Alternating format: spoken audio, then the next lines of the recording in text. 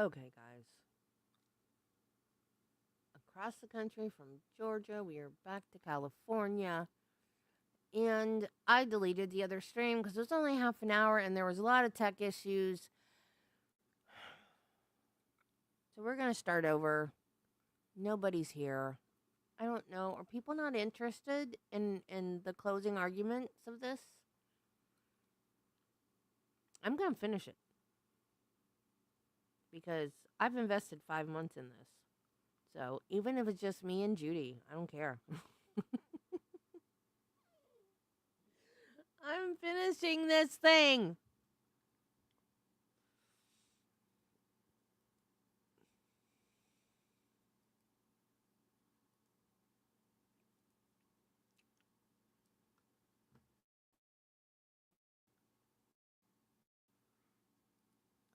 And hopefully the StreamYard gods will be kind to us. I might have to just turn my camera off.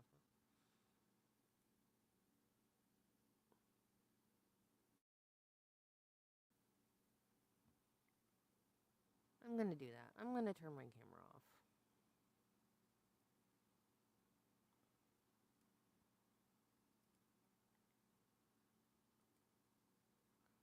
And I'm going to go. It depends on how well behaved StreamYard is. If this is just a pain in the butt to stream, we might do this today and tomorrow. Hopefully we can get this finished today.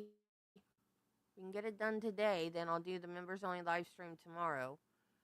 If we can't, then I'll do it on Saturday. And then we'll do this today and tomorrow. And he's an eminent lawyer, well known nationwide.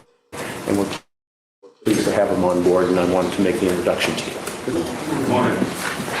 All right, ladies and gentlemen, a couple things I need to clear up before this committee body minister. Final argument. Argument is very emotional time, and sometimes in argument people say things that should not under the law said. It happens. We admonish you about so that you understand what you can consider and what you can't. First of all, at the close of Mr. Jackson's argument, or during his final argument, he used certain clips of the witnesses that obviously you saw him appear in court. Those clips were taken from the court TV news broadcast, and that's fine. It's being used to illustrate their testimony. I want you to remember, however, that it's their testimony here in court, their demeanor and manner, because the camera can only show one angle the way we basically have to set up. So it's how you remember the demeanor and manner of the witnesses that controls. The film clips were used to illustrate their testimony. It's different than if you go reading transcripts, but not really different. It just shows you the testimony as it took place. So I just wanted you to keep that in mind. There were some comments that were made in an argument yesterday that I think need to be dealt with and need to be commented upon, and I want to comment upon them at this time.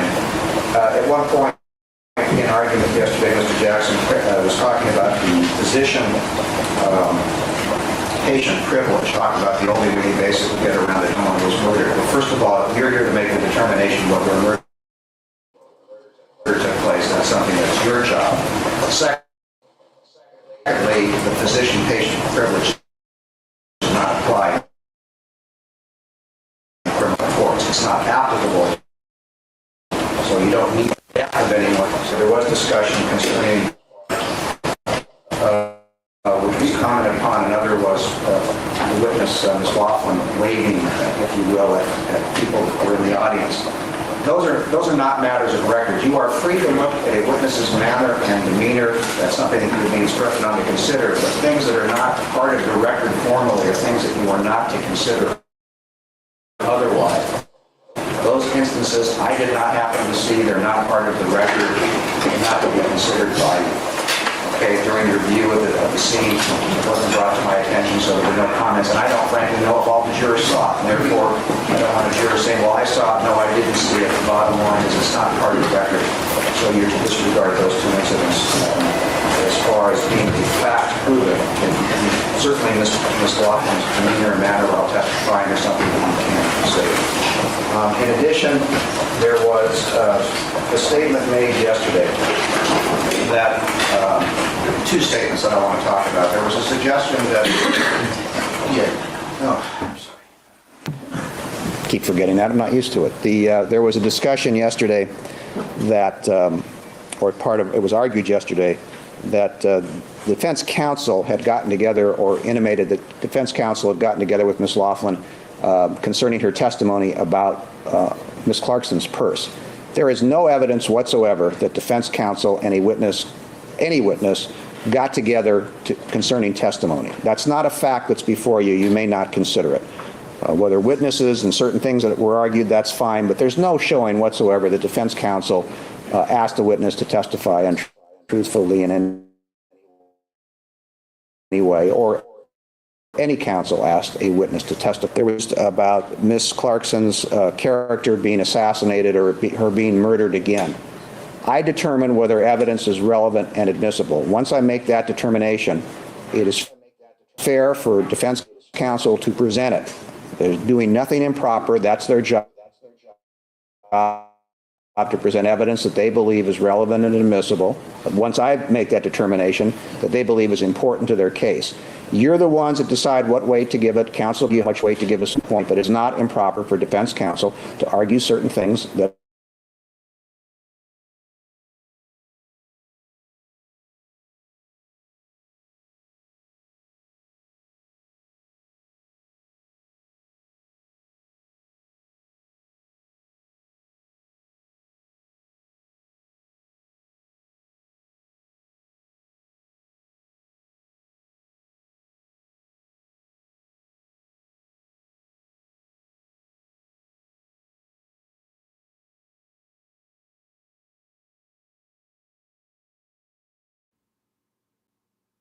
Sorry, guys.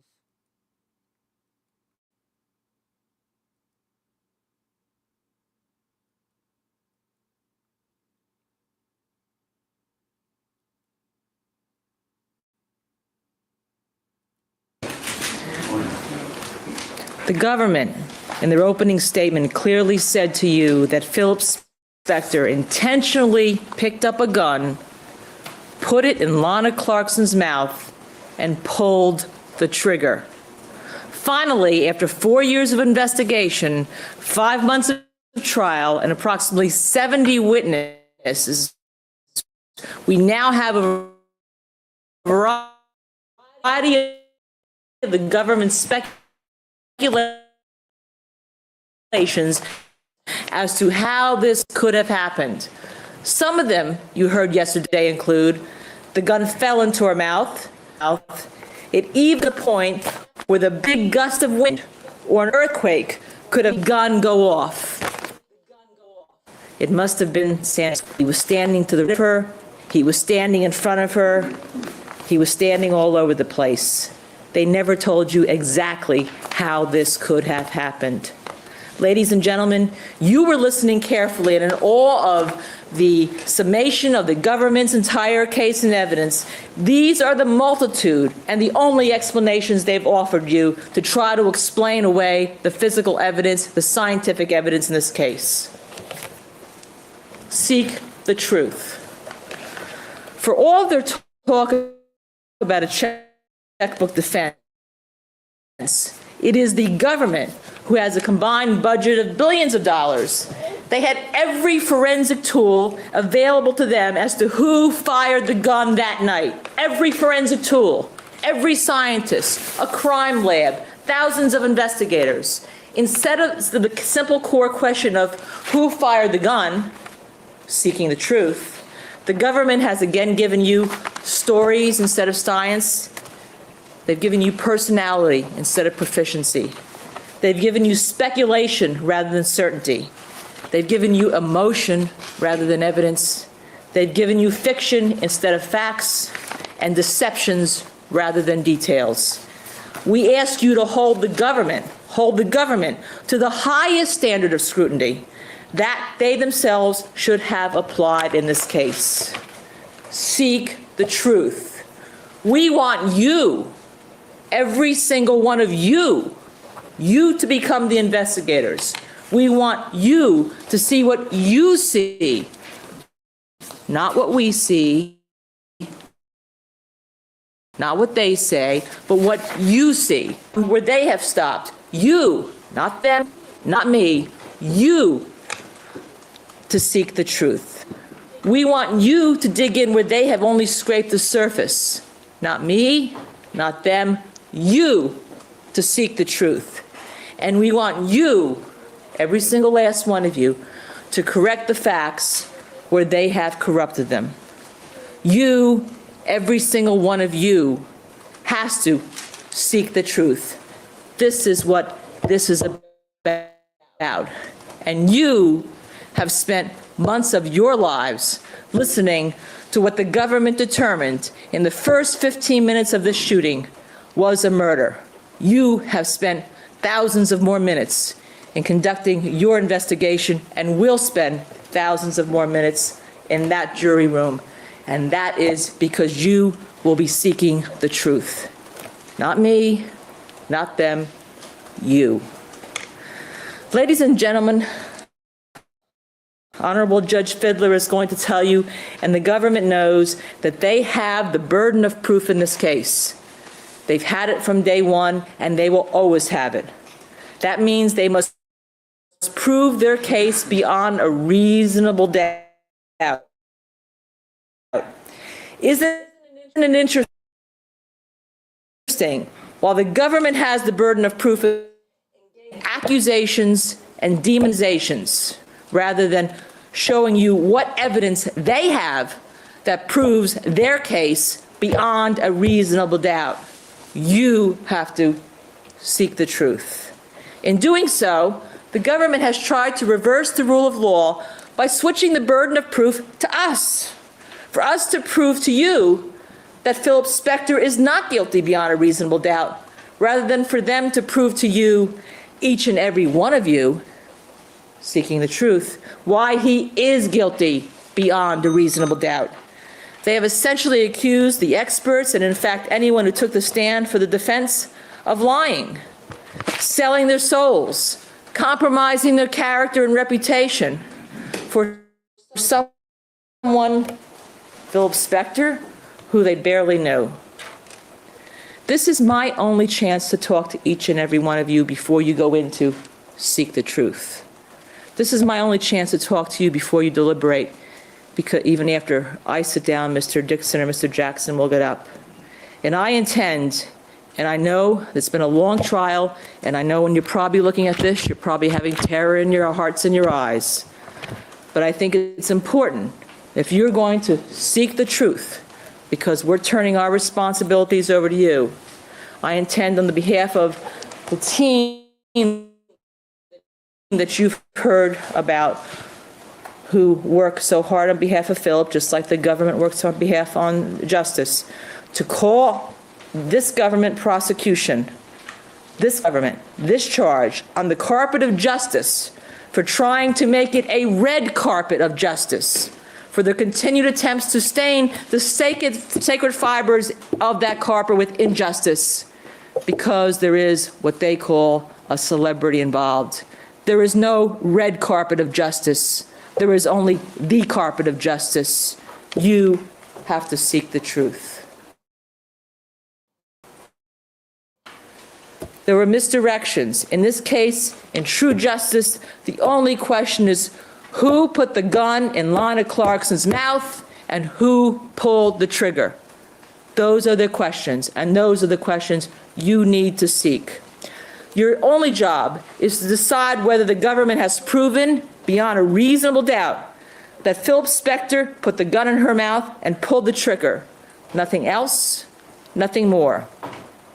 The government has presented their story that somehow because of Philip's past relationship with some women, the time he was 63 years old, some woman 10, 20, and 30 years ago, that somehow he had a motive to kill a woman who he had just met hours before.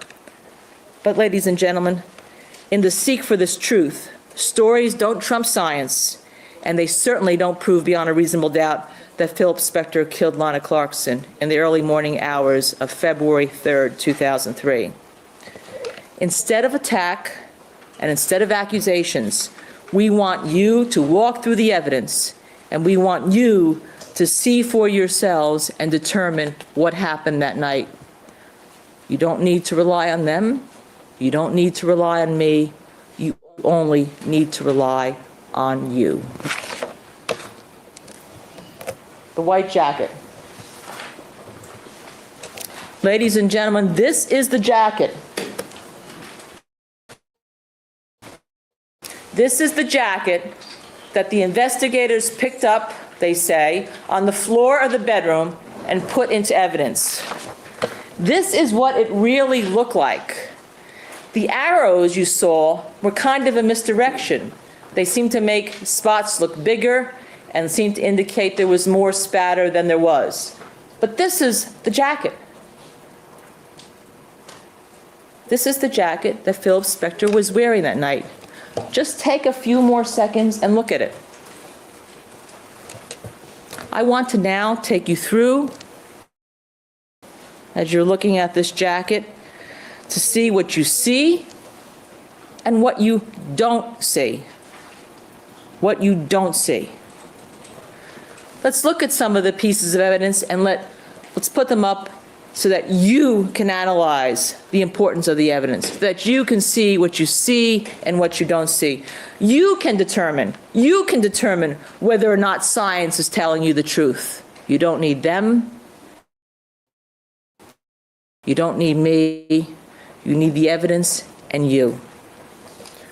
You are going to be the final investigators to tell which makes more sense. That science that we have presented to you, that's going to make more sense, or will be the stories that are continued to be spun in this courtroom from years ago. On the night Lana Clarkson died, Phil Spector was wearing this white jacket. That is undisputed. That jacket is proof beyond any doubt that Phil Spector is innocent. According to the government in their own testimony, their own words, Phil Spector was in the face of Lana Clarkson. In the face of Lana Clarkson. In her face. In her face, this close. Putting a gun in her mouth and pulling the trigger. Okay. Now, supposedly he was doing that wearing the white jacket. Again, that's been conceded. With his right arm directly in the path of the gunshot explosion. That's been conceded. They have conceded this explosion occurs. Yet there is no blood spatter, no tissue, no burnt and unburnt particles, and no GSR, no primer residue on the right arm of Philip Spector's jacket. You don't need them. You don't need me. You just need the evidence and your own eyes. That means exactly what we told you, hopefully, in opening. That means that his right arm was too far away to be within that 3-foot radius. That his right arm was too far away to be near the mouth when the gun explosion occurred. The government would like to have you think that there would be no spatter, no blood spatter on his right arm. Well, ladies and gentlemen, there certainly would be more than none.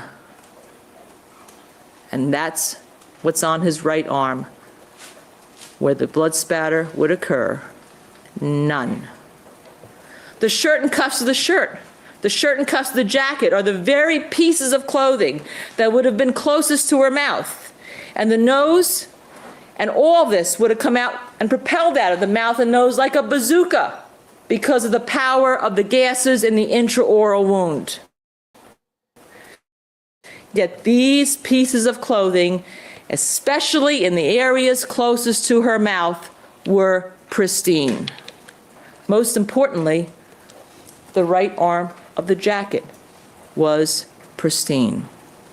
As we sit here in court today on September 6, 2007, the government never volunteered the indisputable fact when they first spoke to you and through the direct testimonies of a lot of their two experts that the lower sleeves of the white jacket of Phil Spector had no blood spatter on them, right or left.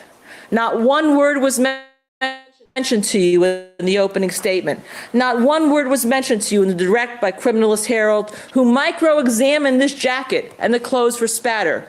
The coroner never discussed it with you in his testimony, ever. He never discussed the white sleeves of the jacket. Check your notes. No government criminalist ever noted it in their report that there's crucial significance in these findings, or lack of findings thereof. No one from the government ever called upon an outside expert to discuss the importance of this lack of evidence, even though they told you how important third-party peer review is. The government simply ignored this lack of evidence for the last 4.5 years. They ignored it in the first 15 minutes, especially when the case was already called a murder. Why? Because they made up their institutional mind on day one that this must be a murder. This must be a murder, despite the clear scientific evidence disproving that fact. Well, he said, I think I killed someone, so yeah. Thank God Philip was wearing a white jacket. But unfortunately for him, the name Phil Spector, becoming the first celebrity notch in the government's gun belt, was more important than this crucial finding of innocence. In 2003, this case should have ended with the following scientific observations. This was not a spatterless shooting. Therefore, it was impossible for Philip to be the shooter on the morning of February 3rd, 2003. Because if he was, the blood spatter, the tissue, and the gunshot residue that exploded out of Lana Clarkson's nose and mouth and was all over her jacket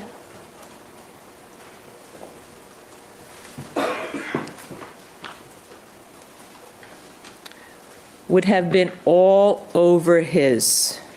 It's here and hers in the picture. You don't need them. You don't need me.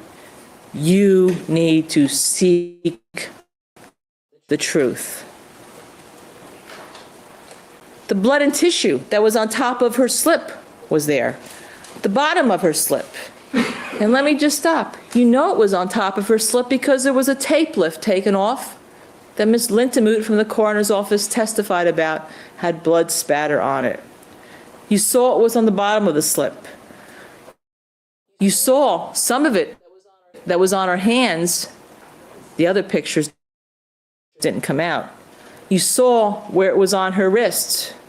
That spatter that was on her hands, her wrist, the top of the slip, her jacket, and the bottom of her slip would have been all over Philip Spector if he was in her face, pushing a gun in her mouth, and pulled the trigger.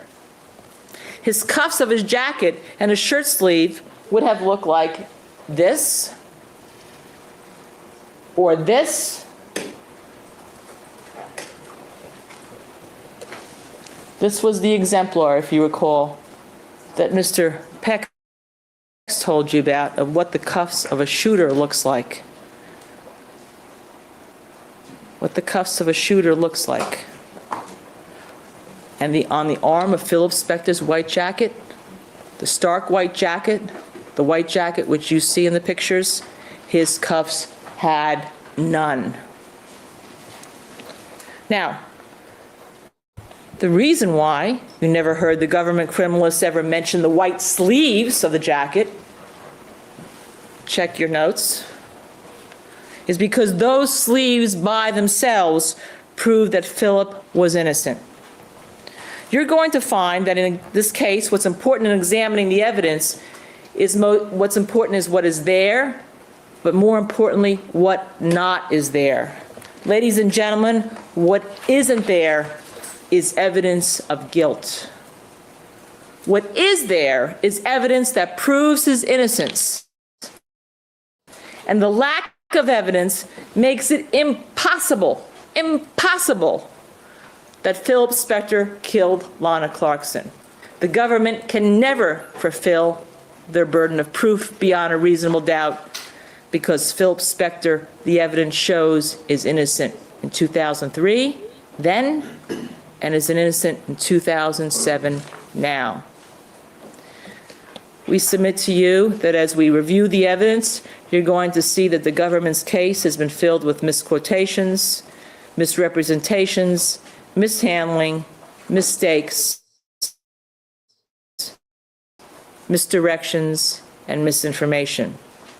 The government wanted the public and the media, but most of all you, because you're the ones who ultimately really count, to ignore the lack of scientific evidence that is woeful in this case, and instead create a stage show in this courtroom where cute jokes, tall tales, theatrical smacks, I'm going to do it again because I have to catch up, what ifs, possibilities, embellishments, speculation, and salacious scandal fit only for gossip rags replaces the lack of forensic evidence.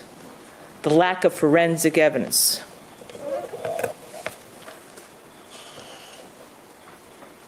This is the cloud of material that explodes from a gun fired inside a mouth.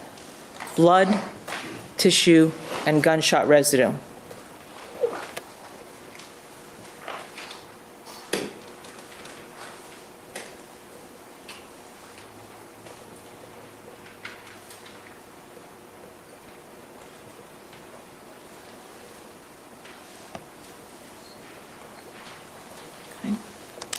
Not only was there no blood spatter on the cuffs of Philip's jacket, there was no body tissue either. And there was no gunshot residue, and we will talk about that because it is very significant. Nor was there anything, nothing, none on the rest of his clothing. If he were the shooter, there would be more than none. Yet it was all over Lana Clarkson's jacket. Seek the truth when you go in there. Look at the comparison of the pictures. Look at the comparison of the evidence. Don't take my word for it. Use what you see. Become the investigators. The gun. The gun. The blood spatter and tissue was not only on Philip's jacket, not only not on Philip's jacket from this explosion, it covered everything surrounding Lana Clarkson. And more importantly, the blood spatter was also on the grip of the gun which Lana Clarkson used to kill herself. And you can see the grip and the spatter for yourselves. Here is the gun at the scene.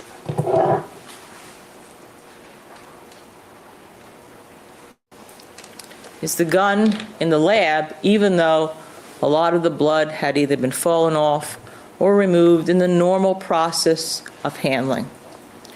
This is another crucial fact which has been ignored throughout this investigation and trial. It, standing by itself, proves Philip's innocence because it proved he was not holding the gun.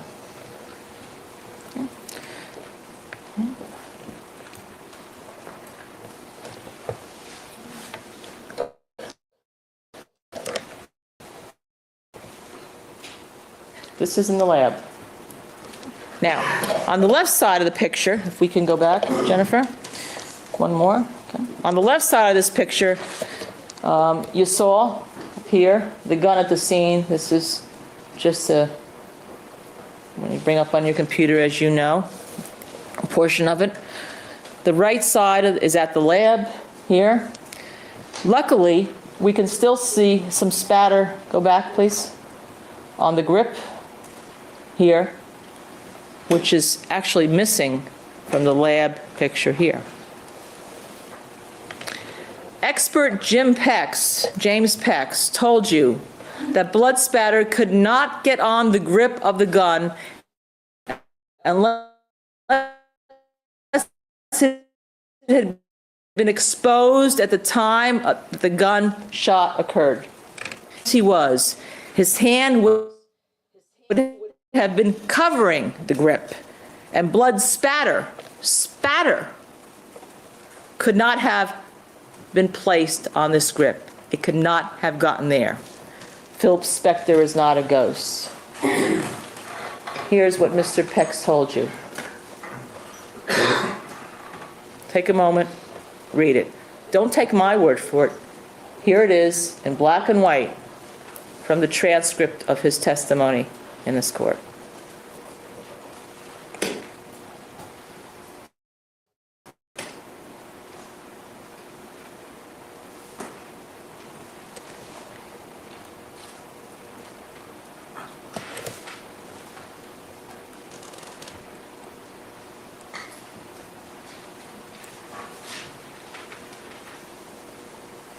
Okay?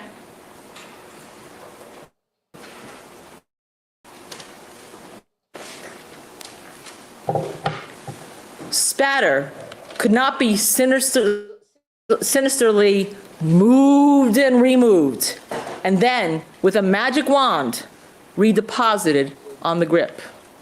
It could only have gotten there as spatter from somebody holding a gun, looking down the barrel, with their thumb on the trigger, exposing the grip.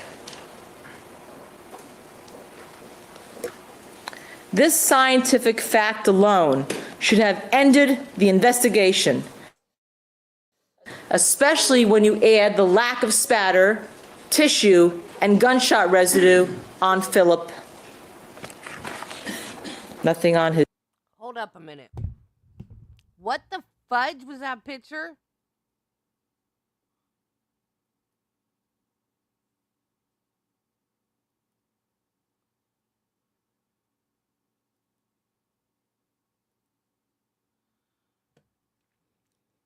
Why is her nail behind the trigger?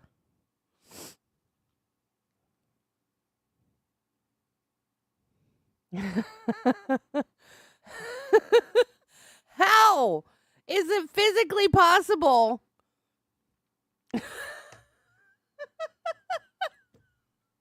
How? I'm sorry, did I make you jump, Judy? How is it physically possible? How are you pulling that trigger with your thumb behind it? Can someone please explain to me what this picture is? Please explain. Can someone please explain this picture to me? Scientific fact alone should have ended the investigation, especially when you add the lack of spatter, tissue, and gunshot residue on Philip. Nothing on his jacket arms, spatter still on the grip at the scene of the investigation. Now, we want you to conduct your investigation. At the very beginning of this trial, I did tell you the most important witness in this case is science, and it still is. Science is the best, it is the most accurate, and it is the only impartial witness. You don't have to take their word for it. You don't have to take my word for it. You seek the truth. You use the science you've learned about. We have attempted to present this. But her nail was behind the trigger in that picture. Her nail was behind the trigger, not in front of it, behind it.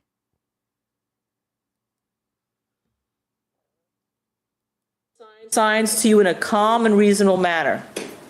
Science is. Unless she was supposed to have pulled the trigger with the nail, and that was a picture of after she had pulled it with the nail. Yeah, minor detail that they keep saying over and over and over that that's how she broke her nail, which is trivial because we don't know when she broke the nail. But that's what they keep saying proves that this is proof that she pulled the trigger because her nail is broken. And nobody knows when she broke her nail.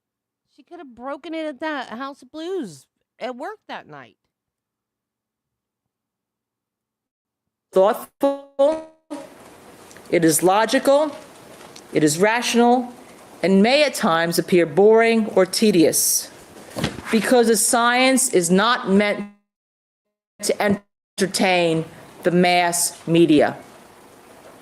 The courtroom is not an action movie set or Entertainment Tonight, nor should it be a replay of any mob mentality that existed in history as far back as the lions and the Christians in the Colosseum. Science does not think with its gut. It thinks with facts. Don't confuse science with a lack of passion. Science is very passionate.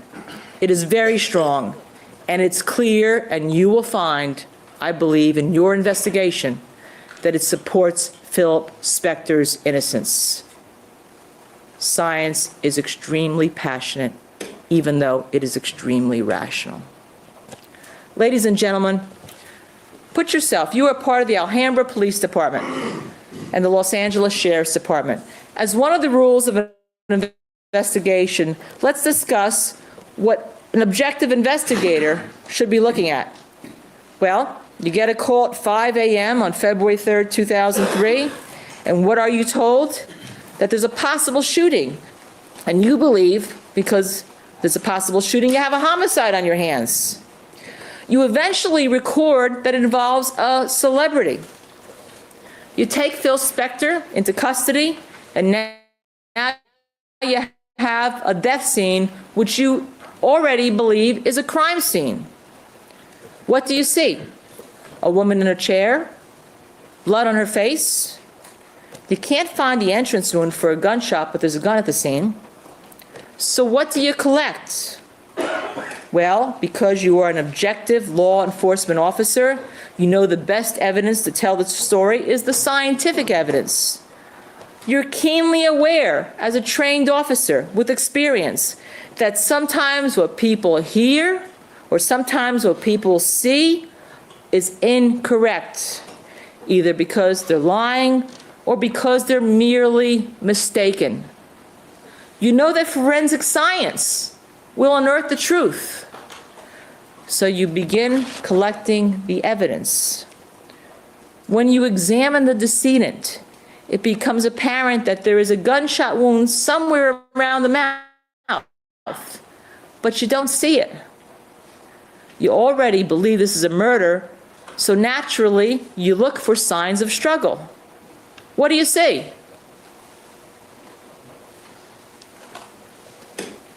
An overturned lamp? No. Picture frames broken? No. Furniture askew? No. Broken objects? No. Torn clothing? No. Ripped pantyhose? No. Blood under the fingernails of the decedent? No. Bruising or contusions on the stomach, on the suspect? No. Blood spatter in the hair of the suspect? No. Blood on the shirts, pants, shoes, or socks of the suspect? No. Tissue parts on the pants, shoes, socks, hair, or face of the suspect? No. You don't see any of that. And you find out later and confirm there is none of that. In fact, there is not one shred of scientifically valid evidence to suggest a struggle at all. If there is a struggle, you look at the size and strength of the two people. You consider the decedent, here 160 pounds, 5'11", 40 years old, obviously in good fit, 135 pounds, 5'4" in his shoes, diminutive and shaky with tremors. What do you look for next? As an objective trained investigator, the areas you should primarily be looking for are the evidence in this case, the physical evidence, because it is the physical evidence that will produce the scientific evidence. So you look at three areas: the death scene, the coroner's table, and the suspect. You know that some of the most telling scientific evidence is blood spatter, gunshot residue, tissue, teeth, and DNA. You know that because that's what every trained investigator and every scientist uses to analyze a death scene. They speak the same language. They don't need to make it up or conspire to use it. And ladies and gentlemen, here, our best witness, science, then tells us what really happens.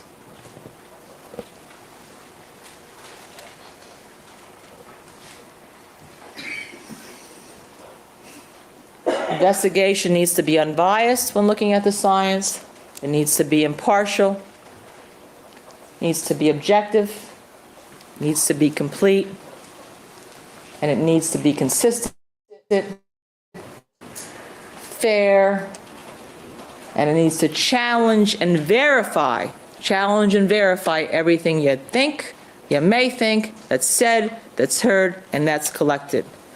A true impartial investigation will ensure that everything is collected properly and will preserve everything properly. It will measure and document everything properly because you're looking for everything. It's one where you keep digging until you find the answers that comport with the science and what the science tells you, because you know that a lack of evidence is as important as the existence of evidence. When you have 4 years of investigation, you don't ignore the facts you have. You follow the evidence. You do not lead it. You follow the evidence. You do not lead it. Seek the truth. You follow the evidence. As a scientific writer, Aldous Huxley once said, "Facts do not cease to exist because they are ignored." And here, in this case, the government has ignored the facts that have proven Philip's innocence from the very beginning. They did that, and their mindset for doing that was because they had a mindset. It was clear on February 3rd, 2003, when the lead detectives in this case told Adriana de Souza the following. Detective Fournier, "Personally, you know, I never think it's a good idea to talk to a lot of people about things. This is going to be a high-profile case, no doubt about it. He's a man with a lot of money, okay? He's wealthy, and it's going to be considered high-profile, okay? It's going to be in the news, and it's going to be, I know, it's gonna be a big thing." Ladies and gentlemen, on February 3rd, 2003, the cops already said they had a case. They had already made up their mind this was a criminal case. Then, on February 3rd, 2003, the coroner puts in their business records that the case involves a celebrity. An investigator, Mr. Keel from the crime lab, puts in the first line in his report that the case is going to be high profile. On the reports and in the reports, the Alhambra Police Department and the Sheriff's Department immediately put the charge of murder against this Mr. Spector. This is before any investigation had been done. Nothing had been done. Those were not facts. Those indicated a mindset. Why would they even write any of this down? And why would they tell a witness it's going to already be a big thing, that the case is going to be a big thing? They did it because it indicates a fixed mindset. They had a history of dealing with high-profile cases and a history of bad results. So what they're thinking, we need to lock this down early. It involves a celebrity. He must be guilty.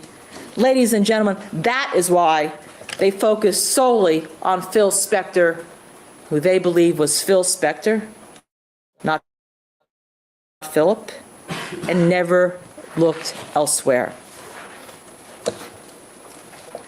Intraoral gunshot wound. Very important, despite the government's attempts to tell you it's not. Normally, you'd want to look at the cause of death. So you'd want to look at the cause and find the gunshot wound itself before you decided you had a murder. Dr. Pena went to the scene, an unusual circumstance even for him, he told you. He told you, and when he first saw, he couldn't find a gunshot wound at that time. Yet even though he couldn't find a gunshot wound at the scene, and even though he hadn't done an autopsy, he wrote homicide in his notes when he returned to his office. Homicide even before he had a cause of death, even before he performed the autopsy, even before he found the wound. Dr. Pena told you that he didn't see a gunshot wound initially on Lana Clarkson, and that he was hoping for that. He was hoping that it was going to be an outside the mouth wound. Don't take my word for it. Here it is, in black and white.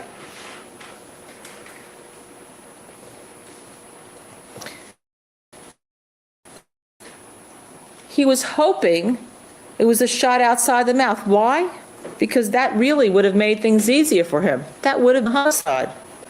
What he meant was, it would have made it easier to call it a homicide, and then easier to convict the person who had already been arrested and was in custody for a homicide, even though an investigation had not yet begun.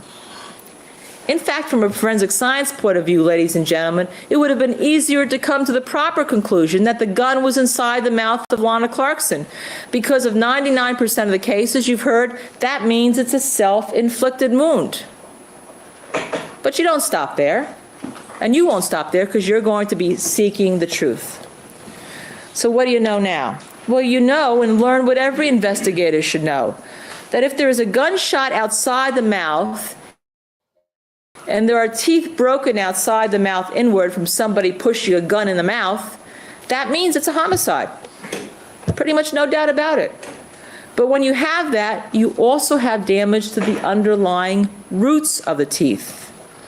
That's why the coroner's office called in the forensic dentist, Dr. Anselmo. And we had to bring him in the stand and put him on the stand for you, not the government. We had to bring him here.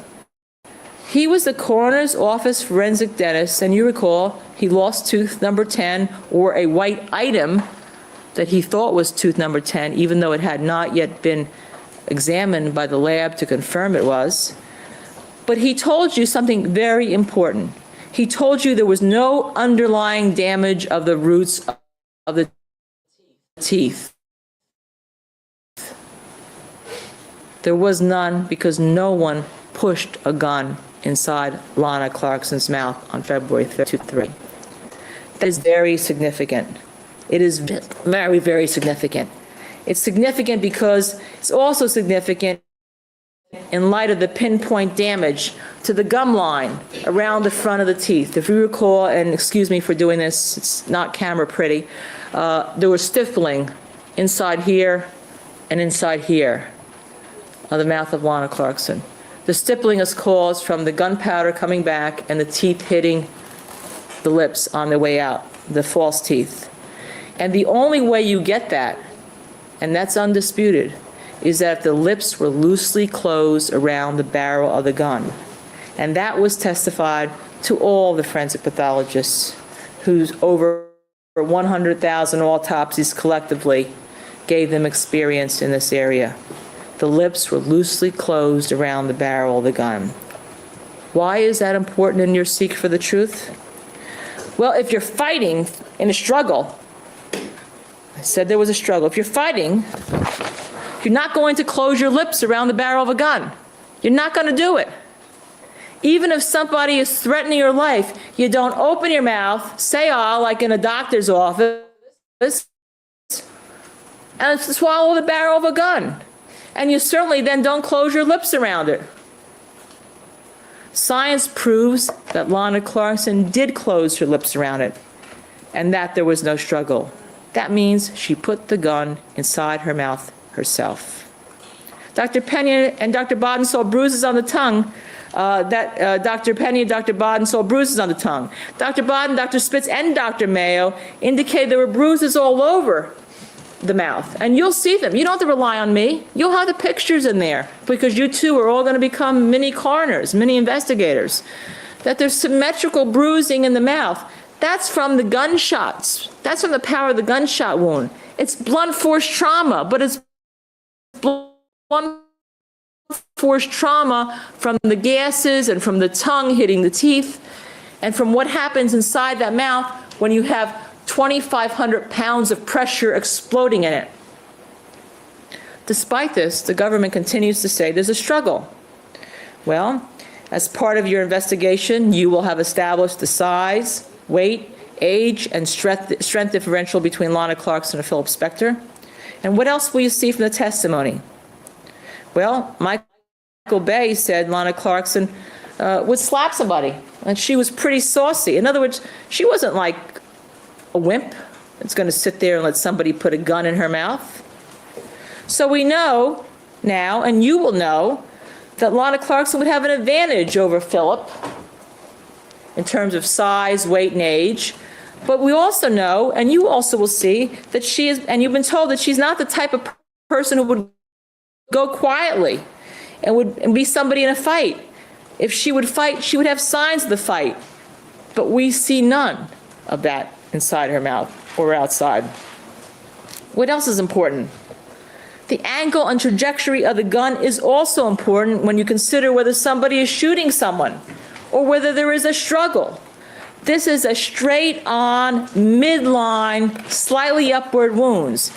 It is the classic position, especially when you're sitting down on a low chair. It is the classic position for an intraoral wound because the gun has to be down here, not up here like this. The gun has to be down here because if it's up here like this, the blood's going to spray all over the person. More of a bazooka effect. Dr. Pena wouldn't commit to the fact on the day of autopsy, if you recall, this was an intraoral wound.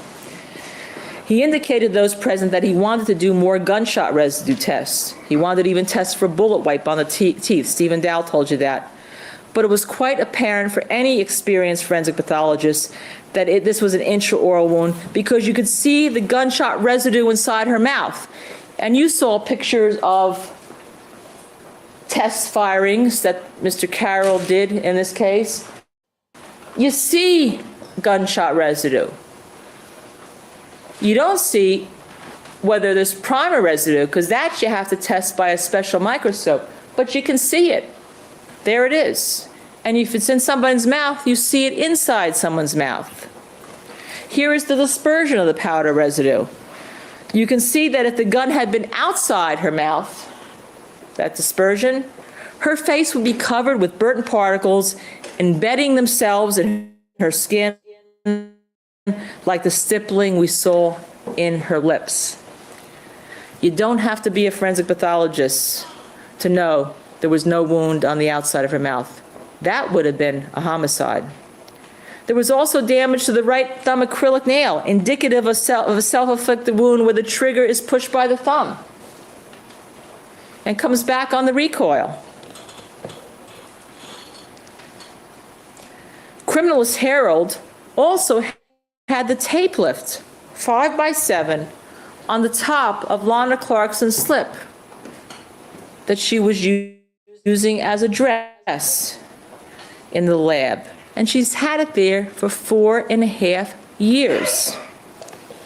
It's the tape lift. When she first looked at it, she put in her notes, white fingernail polish, ? Indicating the possibility that the missing acrylic, portions of it from the shattered nail, the shattered acrylic top, it's only about 1/4 inch thin, so thick, so it's very round, it's very small. Portions of it was actually found on the tape lift taken from Lana Clarkson's slip.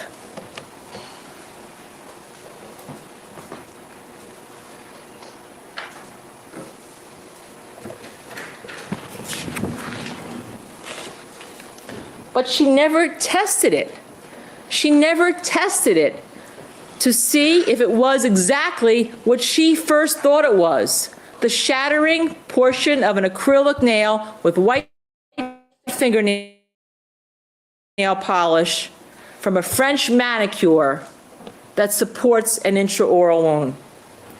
Not testing that white particle to confirm what the government noted in laboratory bench notes is at best the ineptitude of complacency, or at worst, a malignant omission to purposely ignore the truth, because conviction of this celebrity was more important than the morality of honesty. Perhaps if criminalist Harold was unbiased during her testimony, she would have referred to Mr. Spector by his first name, like she did for Ms. Clarkson. Remember, criminalist Harold has a duty of responsibility to the system and all of its people. I suggest to you it showed a mindset, not testing evidence, that clearly would indicate that Phil Spector was innocent. Now, let me just digress for a moment. The prosecution in this trial called an attorney named Sarah Kaplan, who had once represented Phil Spector.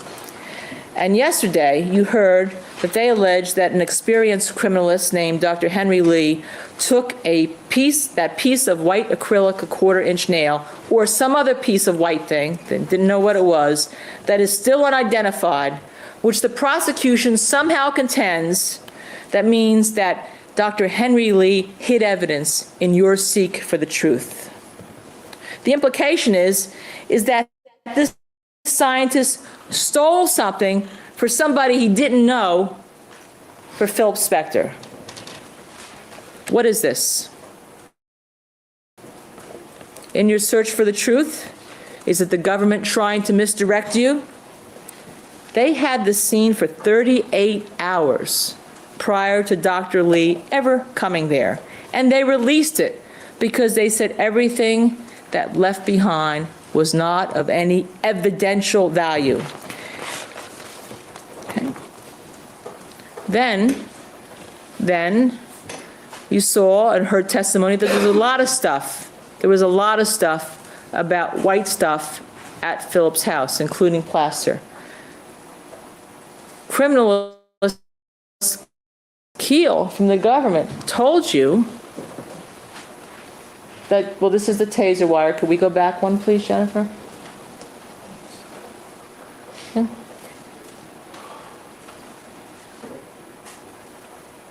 While she's getting that, Keel told you, and we'll find it for you and show it to you by the end of the day, that they left a lot of white stuff and white particles on the floor because they were meaningless.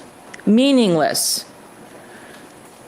The government knew this, but they're still trying to imply to you that a piece of this little acrylic nail was taken back in 2003 when the tape lift says white fingernail polish on it and was never testing it. Despite the inference the government would like you to draw, remember when Ms. Kaplan was on the stand, she said that what she saw was 3/4 of an inch to 1 inch big. That is not a 1/4-inch piece of acrylic nail. And no one had asked her to draw it, had ever asked her to draw it. Okay? This is what she drew to you. And no one had ever asked her the size of it.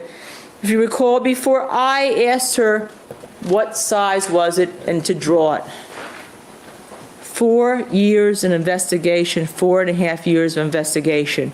And instead of proving or attempting to prove their case beyond a reasonable doubt, the government is trying to indicate that something was done wrong because it covers the lack of woeful scientific evidence that they have and the failure to test exculpatory evidence that remains in this lab today. Now, additionally, go back to the real issues in the case. Lana Clarkson's teeth were broken from the inside out, okay? And the government finally admitted a trial. But that was all clearly seen from the autopsy table because there were no teeth that went down her throat or in her esophagus or in the back of her mouth. While the government continues to poo-poo the fact that 99% of intraoral gunshot wounds are self-inflicted, It's important when we know about this and when you seek the truth, because if they're not, you heard that's a very unusual circumstance. Mr. Pex told you about one that he had, so James Pex, where it was a homicide-suicide pact. And one of the other pathologists told you about someone where it was basically somebody being held down by other people in a drug kill. That's an execution. That's not a normal intraoral wound. And Dr. Spitz, in his 54 years of experience and 60,000 autopsies, had never even seen an intraoral wound that was a homicide. That's because people don't open their mouths, allow a gun barrel all the way inside it, close their mouths, unless they are doing something voluntarily. They simply don't swallow a gun. Blood spatter. Let's move to another area of forensic science. Because of the closed mouth and intraoral nature of the wound, there is immense pressure buildup of gases in the oral cavity. The gases cause damage to the mouth and head, but most of all, the gases look to escape out the path of least resistance, the nose and the mouth. You've learned that. It takes with it blood, tissue, gunshot residue, and teeth that explode from the gases in the mouth. Dr. DeMeo, who has been ridiculed here in front of you, is the recognized lead gunshot expert in the world, even by their own experts, including Dr. Pena. He told you that that's like dropping approximately 2,500 pounds per square inch in the mouth, like dropping an SUV in the mouth of somebody. That's how much pressure is built up in that mouth. Dr. Pena said he didn't know anything about the effect of gases in an intraoral wound.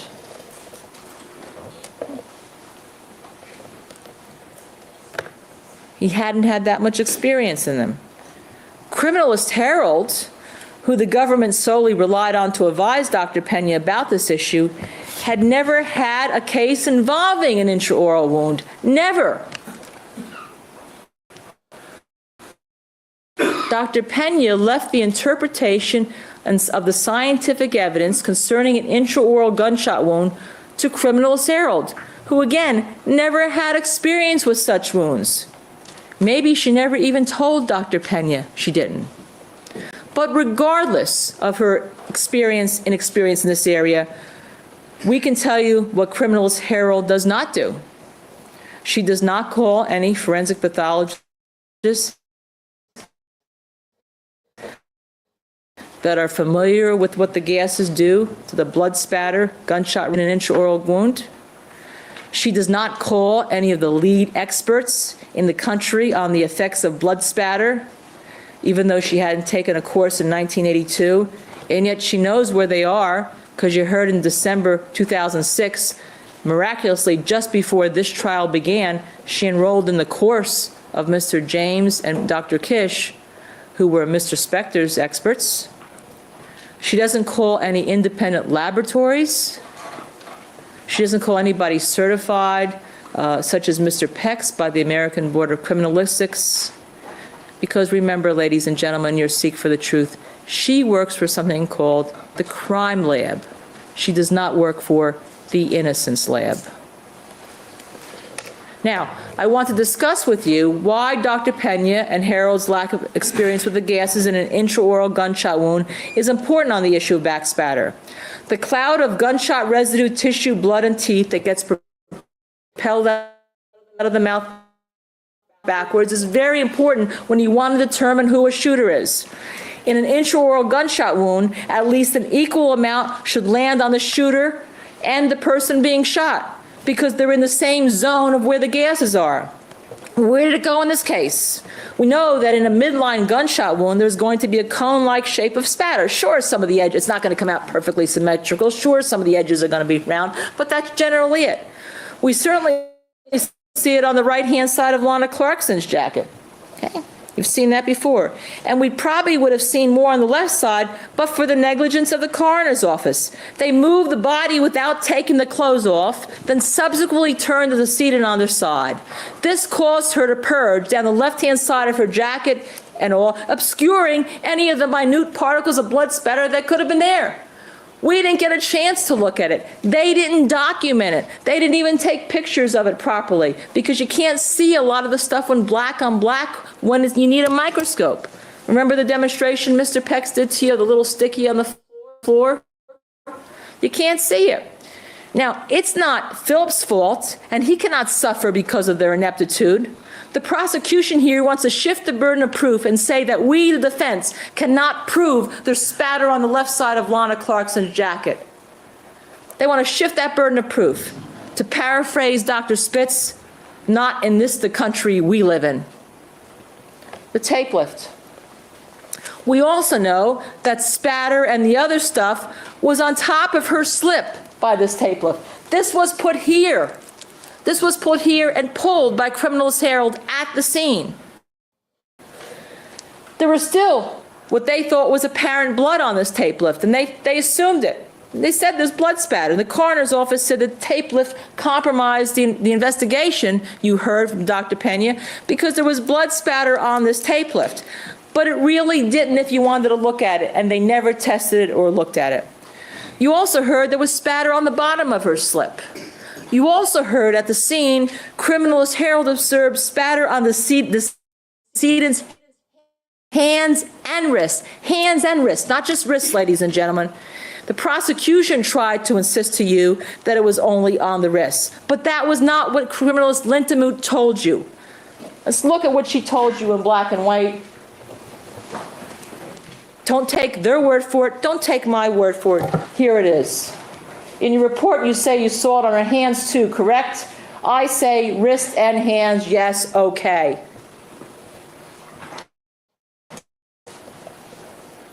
We know from the pictures there are at least 2 spatters, one on the left and one on the right we can see. But the rest of the pictures didn't come out because the spatters were so fine from the high velocity, so micro small, that the camera work didn't take the pictures properly. And then, before anyone documented them, because they weren't, she came back to the coroner's office and she was washed off. But we know, and you remember, Harold, here's the 2 spatters we do see before the wash off. There's a directional one on the left, there's the one on the right. So we know at least that. We know at least that, and we know that there was more, because Lintemuth told you there was more. You saw it in black and white. You're the investigators. Don't take my word for it. One of these shows directionality.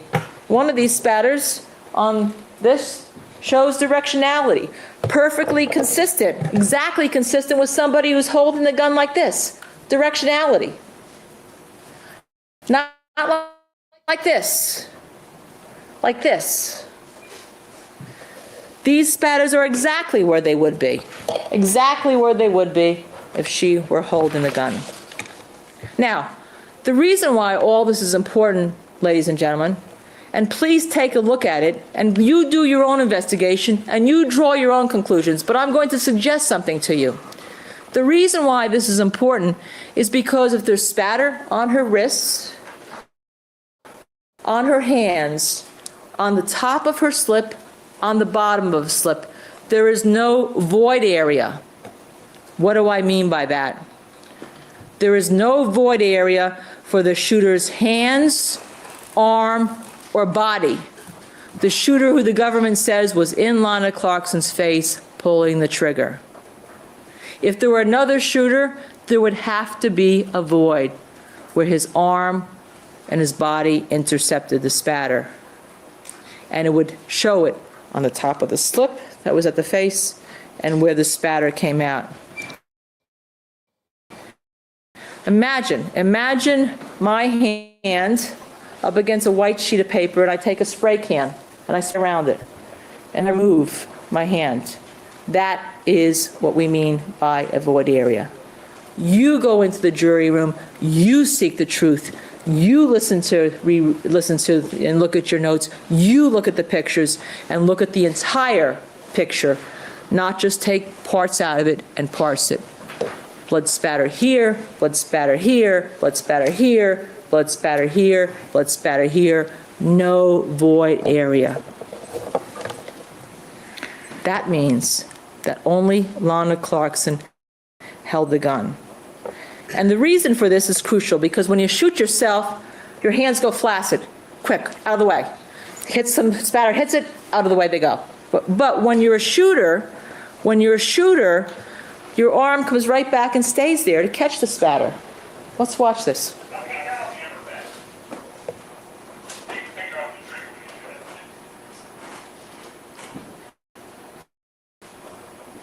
We're having a little technical difficulty.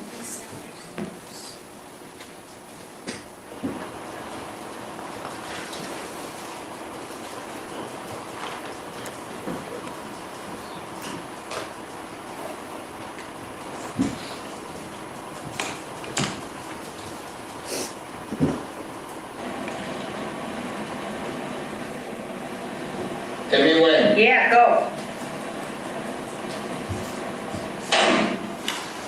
Your hand stays there, creates a void for the spatter. This is another fact, standing alone, that proves Phil Spector's innocence and shows that Lana Clarkson held the gun and pulled the trigger.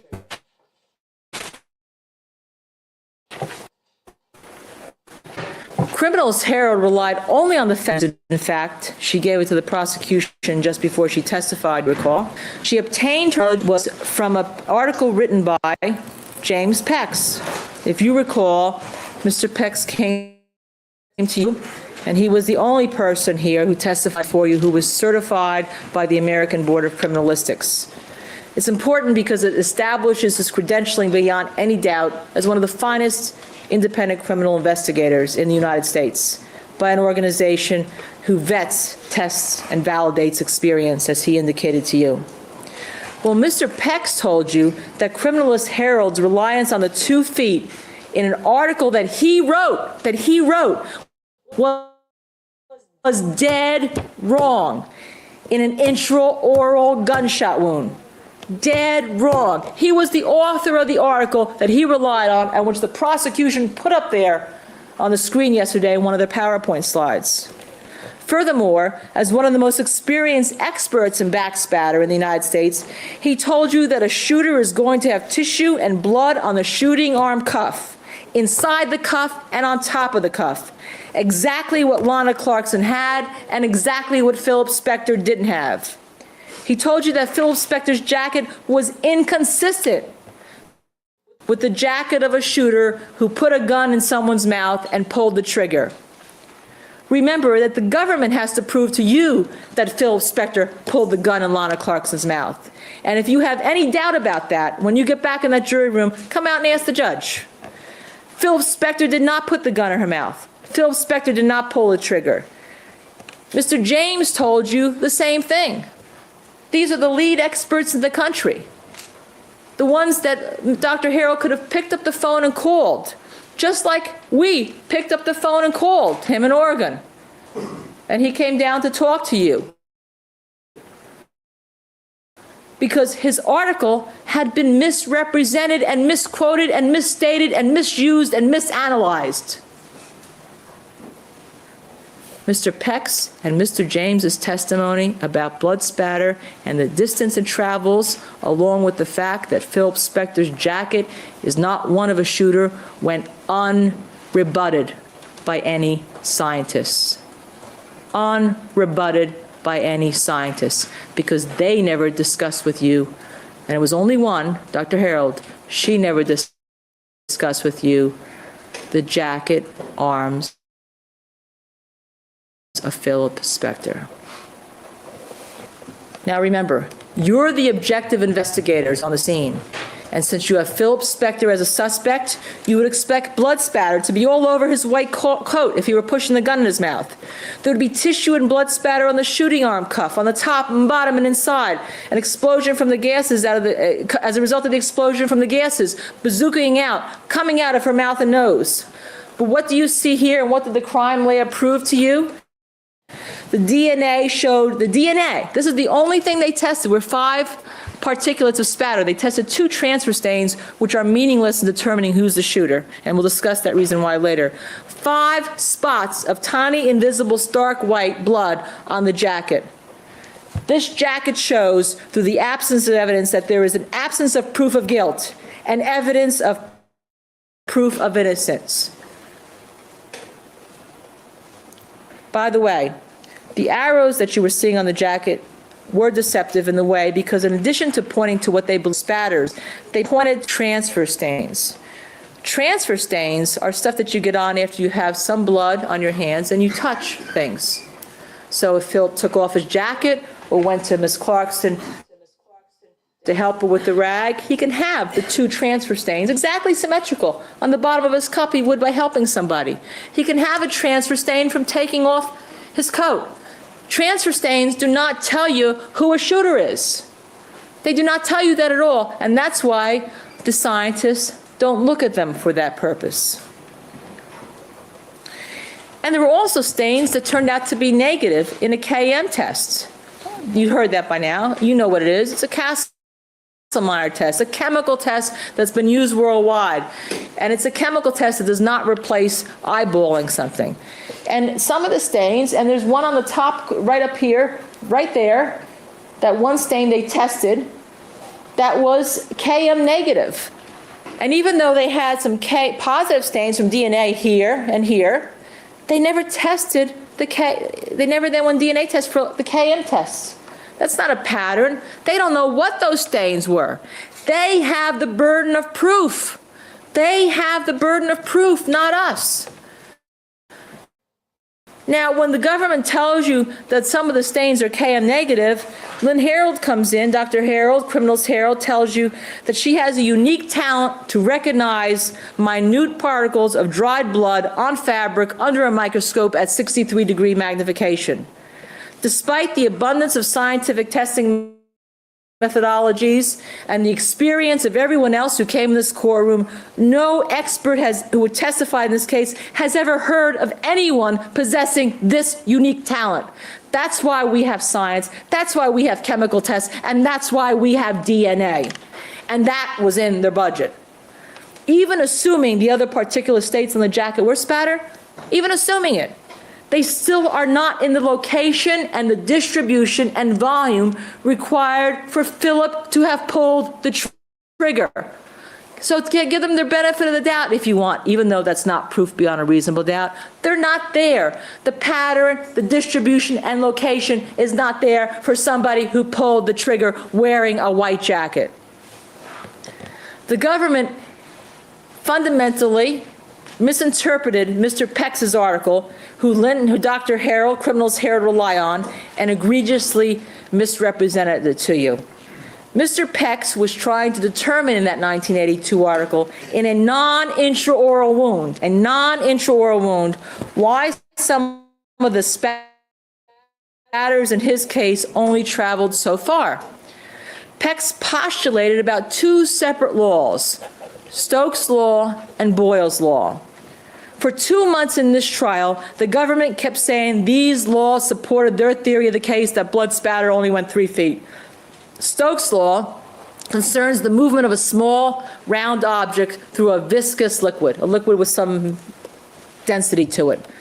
Boyle's law concerns pressure and has absolutely nothing to do with the explosion of what happens in a mouth in an intraoral gunshot wound, because it concerns consistent pressure. The government, in their cross-examination of Dr. DeMille, constantly denigrated him for refusing to know about or apply the principles of Stokes or Boyle's law when he made his interpretation of the blood spatter on the scene. Instead of the government and Criminals Herald picking up the phone and calling Mr. Peck, who she had relied on, they attempted to try to tell you and let you think that these articles, these were physics principles that were relevant to an intraoral gunshot wound. We, in the middle of the trial, called Mr. Pex up and asked him about it. He picked up the phone. It's called technology. And he asked him about it. He said that these laws, and he came in here and told you that he believed at this time had nothing to do with the case, because what he was doing was surmising back in 1982 in terms of his specific case why this had happened. You learn that the government had been mutilating the physics. That was the science that they tried to present to you, a mutilation of the physics that had nothing to do with this case. After Mr. Pex testified, amazingly, you never heard the words Stokes or Boyle again in this courtroom. This was a misdirection, and a misdirection that was caught. You be the investigators. Look at your notes. In this misdirection that was attempted on you, this would be an assault to convict Phil Spector, using physics laws having nothing to do with this case. Nothing. Mr. Pex told you when discussing backspatter that if you just put a little pressure, and 2,500 pounds per square inch coming back out of the mouth is more, I suggest to you, than a little pressure. But if you just put a little pressure, such as a gas from an intraoral gunshot wound, with spatter in the simple demonstration he tried, first just by having a can and spraying it, secondly by putting a small fan, he was able to get even the smallest of the particles to go 63 to 94 inches. Now, I'm not very good at math, but ladies and gentlemen, I think that calculates to 5.2 feet to 7.8 feet. It's more than 3 feet.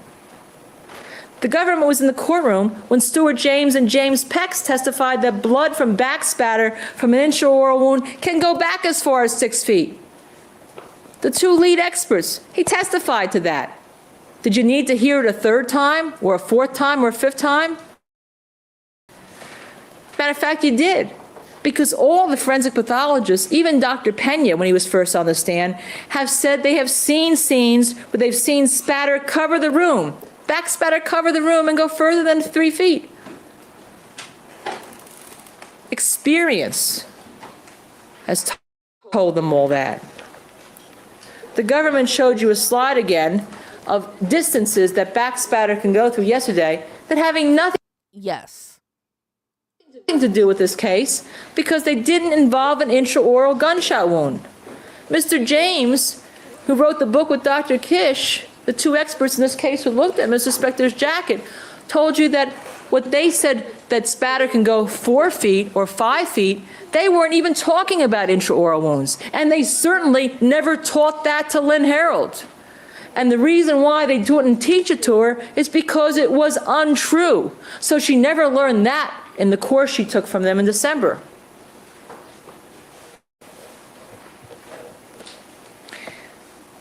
This is important because you see the inches theory that Phil Spector is either here, pushing a gun in her mouth, or here, pushing a gun in her mouth, meant that he's right on top of her. And every inch back you get from Plord's face is like, did I tell you could touch me, woman? that 2.5 feet of the cone is an inch of doubt. And here, ladies and gentlemen, there are feet of doubt. Many, many feet of doubt. The government's reliance on criminalist Harold's interpretation was grossly misplaced. Harold represented to you that she believed there was general agreement in the scientific community that backspatter could go on only 2 to 3 feet. That was simply not true. That demonstrated her lack of experience and her lack of knowledge in this area. And she was the only criminalist concerning spatter they relied on to say that Phil Spector had to be the shooter. Further, it demonstrated a mindset not to go out to third parties who had experience. It demonstrated a mindset that if you have the answer you want, you stay with that, even if the science, the true science, the real science, the science as it's known by the true experts tells you differently.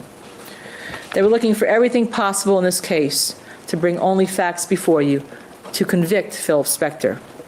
She had never even read any materials from other recognized experts. Remember when I asked her about Mr. Epstein, Mr. Labor, I went through a whole host that say back spatter can go back 4 or 5 feet, even in a non-intraoral wound. And then she never even heard about the article written by Dr. Carger, and it's irrelevant. I mean, we may hate the fact that maybe they shot calves, but what he told you in the article was more important, and you heard it a number of times, that he had an actual intraoral case where the spatter in a suicidal intraoral gunshot wound went back further than 6 feet. Further than 6 feet. You were all here for that testimony. You all heard it. Use it in your investigation. Use the knowledge you have learned when you seek the truth. So getting back to the laws of physics, what do we know? Well, we know that the material from an explosive discharge of the gun has to go someplace. It simply does not, as an illusionist would have you believe, disappear into thin air. We know that under pressure, it goes further than 2.5 to 3 feet. Some of us can probably only hit a baseball, if we could hit it at all, 10 to 15 feet. But Barry Bonds can hit it 565 feet out of a ballpark. Just like a tornado or a hurricane can pick up a small piece of dust and deposit it miles away. Just like a tornado can pick up a car and deposit it miles away. None of us could probably do that. It is the amount of pressure and force behind the explosion that controls the extent and distance along with the size of the particle, not in lieu of it. And didn't we all, tragically on September 11, 2001, see pictures of how far particles can go under explosive force? Yes, use your common sense, because you know that. Stuart James, who you met in this courtroom, was one of the, and he'll probably hate me for saying this, the granddaddies of all blood spatter pattern analysts. Amazingly, as you heard in December 2006, Criminals Herald takes her first course since 1982 from Dr. James and Kish, who co-authored a joint report in this case that Mr. James testified about his findings. He told you in this case that Phil Spector's jacket was simply inconsistent with him being the shooter. That means he's exonerated. Couldn't have done it. It's inconsistent.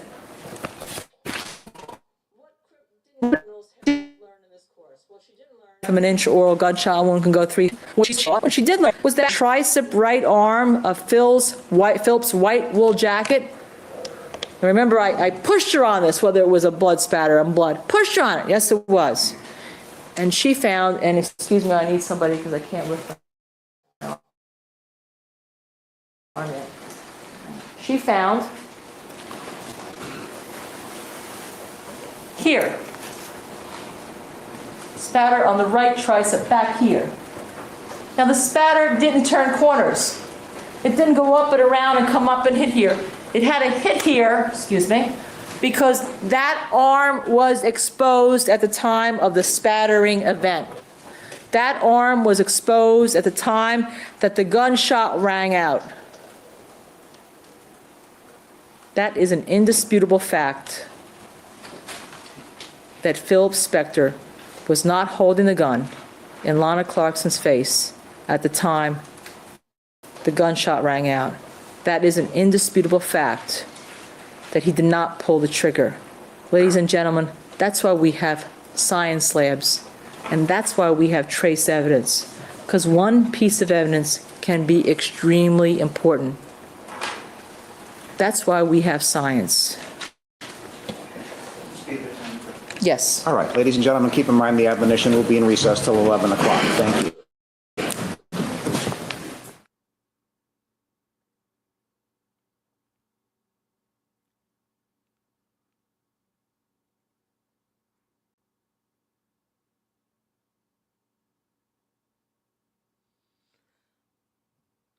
Yeah, I agree. She didn't need to go there.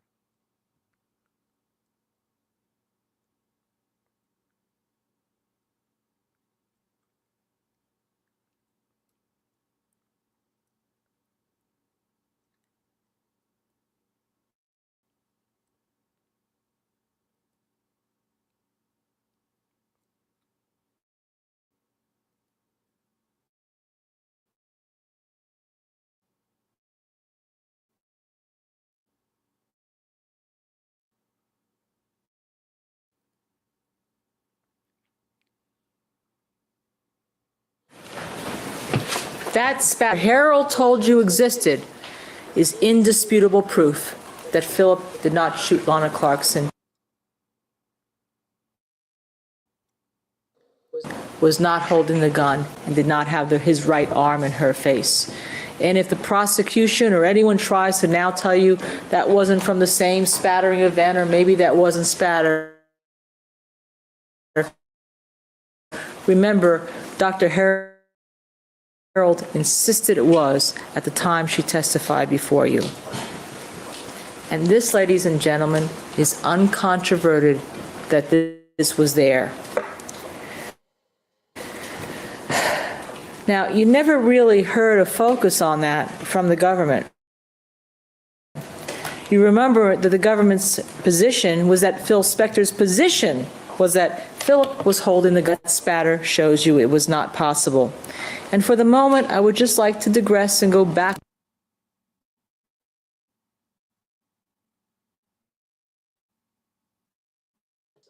a little bit to the slide that we had a little technical difficulty with, and we'll come back to letting you look at the jacket.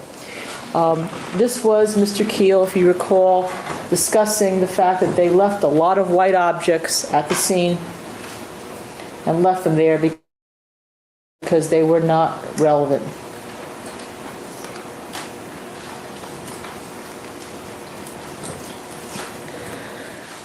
Now, going back to the white jacket, you, ladies and gentlemen, when you're looking at the picture that shows the spatter and the back of the arm, and remember, the two things on the bottom of the cuffs are transfer stains, they're not spatter, so they have no relevance to who was the shooter.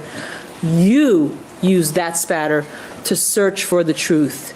You used that spatter to seek the truth. Mr. James indicated that he and Dr. Kish, along with the forensic experts that reviewed the evidence, especially Mr. James, came here and told you that he could not put the arms of that jacket in the position that made Phil Spector the shooter. They were inconsistent. You don't need to take my word for what he said. Here it is.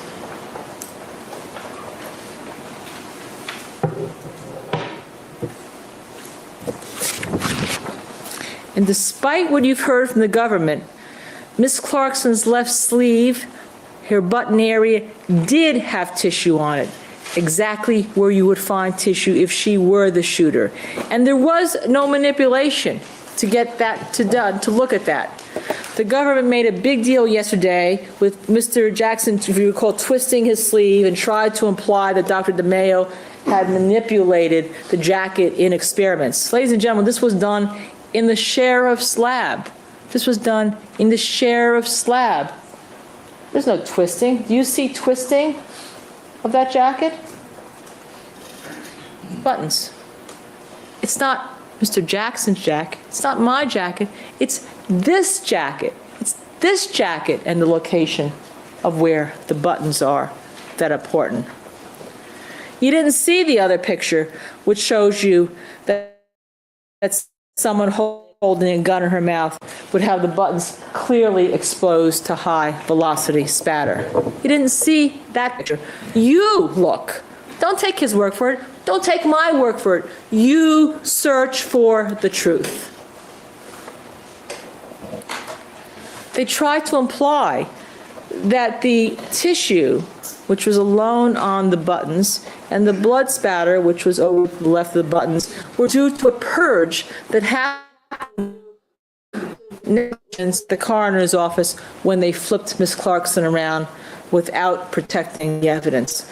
But Jamie, if recall. She was young, who was here on the stand. And you watch her, you make your judgments about her credibility. You make your judgments about her honesty. She told you, and again, you don't have to take my word for it. She told you that the spatter did not go down to the buttons.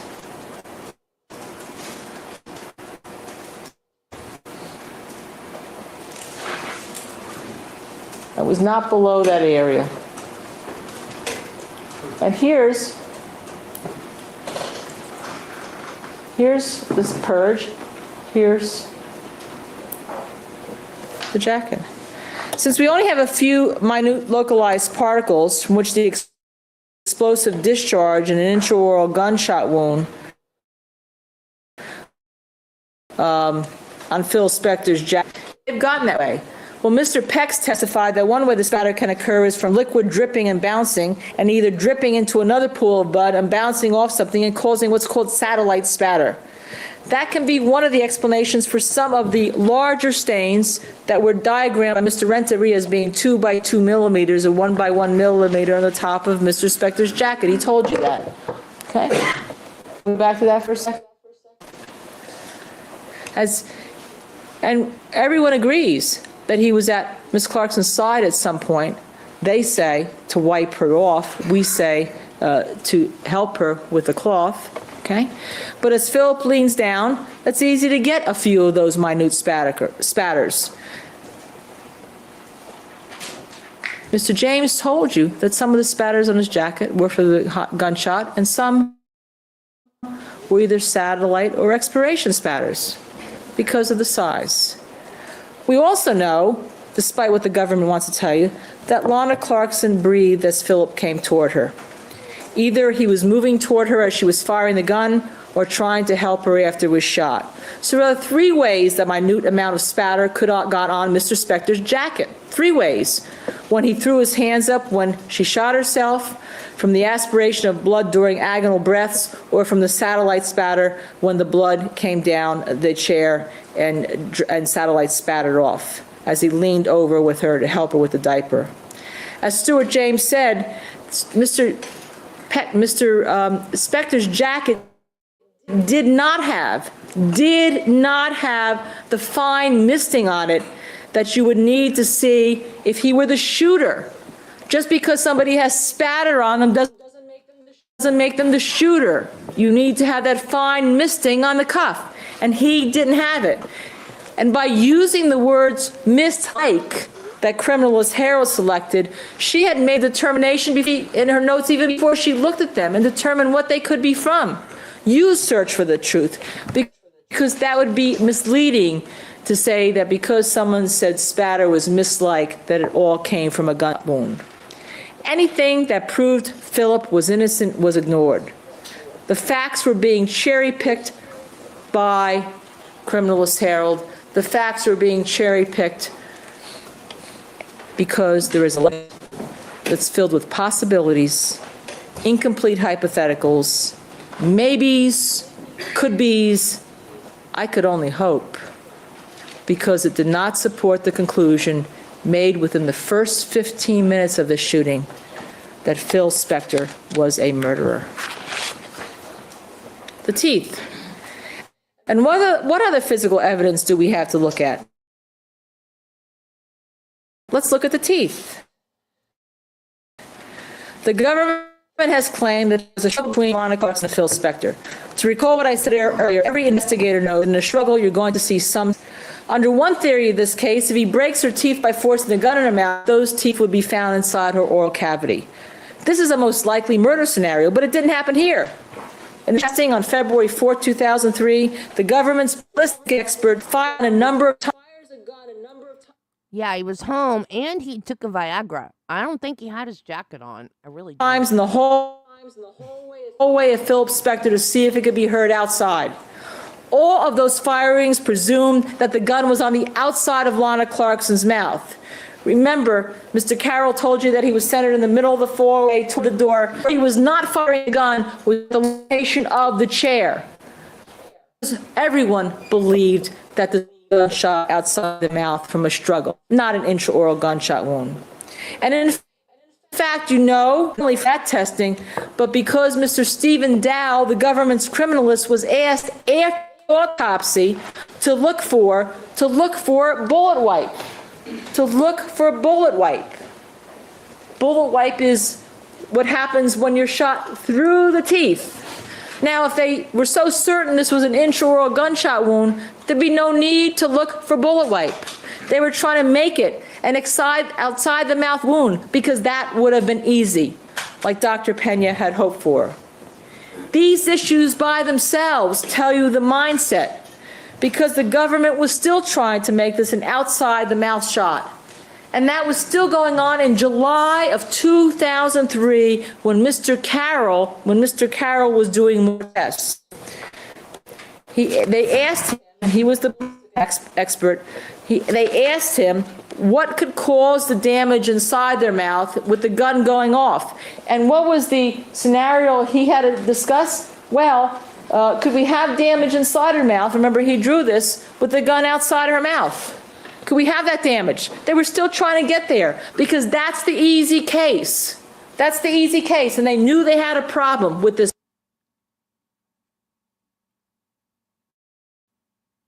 wound. They knew they had a problem with this wound, no matter how much they want to ignore it, even now. They finally concluded that the gun was inside the mouth. Any objective investigator could have concluded that at the scene. Tooth particles.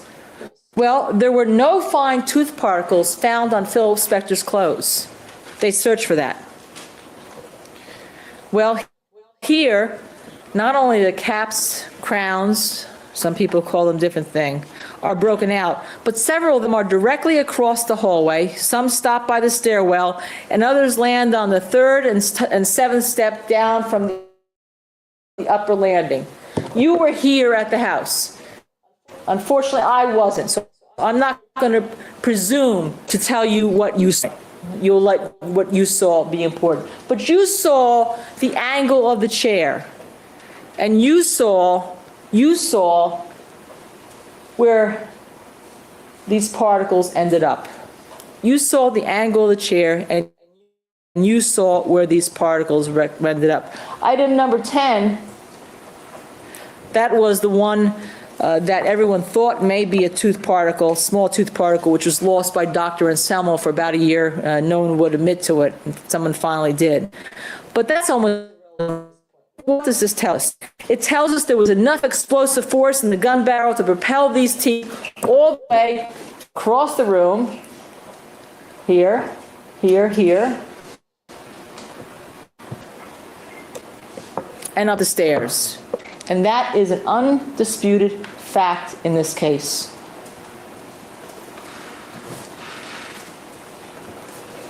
They didn't go above anybody or through somebody. They went straight out of her mouth.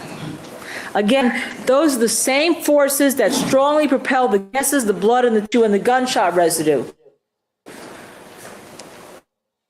5 feet, 10 feet, 12 feet that propel these teeth. These teeth landed in front of the stair out. They did not get there by a slow motion of the movement of the gun, like is done by John Woo in movies, in this instantaneous blast. The gases push the crowns out first, and as the gun is leaving the mouth, the front sight in this instantaneous explosion catches on now the teeth that are exposed and takes a little chunk of them onto the gun sight, and then the gun sight falls on her slip. That little fine particle is clearly, ladies and gentlemen, you look from the gun sight. Phil Spector didn't stop by his body one fine particle, and all the rest of everything else end up across the room. By the way, again, recall that none of this was found on Phil Spector. Even though there was minute white particles on that gun sight that they saw other particles on her tape lift, nothing was found on Phil Spector. And he did have black clothes underneath the white clothes. Criminalist Herald never went to the scene. And she would have you believe that Lana Clarkson's head is facing slightly to the right at the time the gunshot rang out. But it is straight on, dead center, going to her body from her body to the stairs where the teeth were found.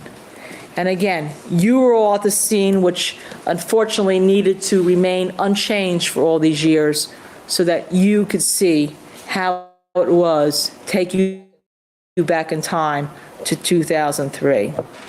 If these teeth were turned, if her head were turned to the right, these teeth would not have been erection. You search for the truth. You seek the truth. The shooter would have blocked the teeth. Now, it's important for the government to put Phil Spector to the right to her, to try to manufacture a possible way or a scenario, a hypothesis, a speculation as to why the teeth went to where they were. Because again, they know if he were the shooter, he could not be the ghost. It would not be it would not be in front of her. He's not a ghost. So yesterday, when we heard he could be in front of her, it was absolutely impossible. Even if her head were turned to the right, remember, the force would have propelled the teeth out the other way, not the way. Again, you went there, you went up the stairs, you know the angle. And if that were the case, if her head was turned to the right, then because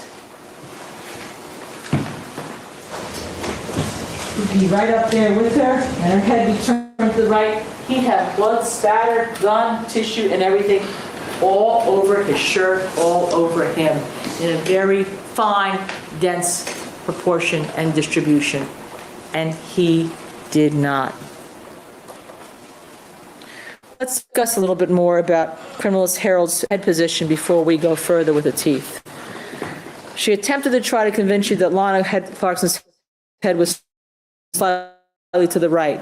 The reason why we suggest she attempted to try to convince you of this, because again, if the government knows that if the shooter were in front of Lana Clarkson, the teeth could not defy the laws of gravity, the true laws of gravity, physics, and go through the shooter and end up where they were.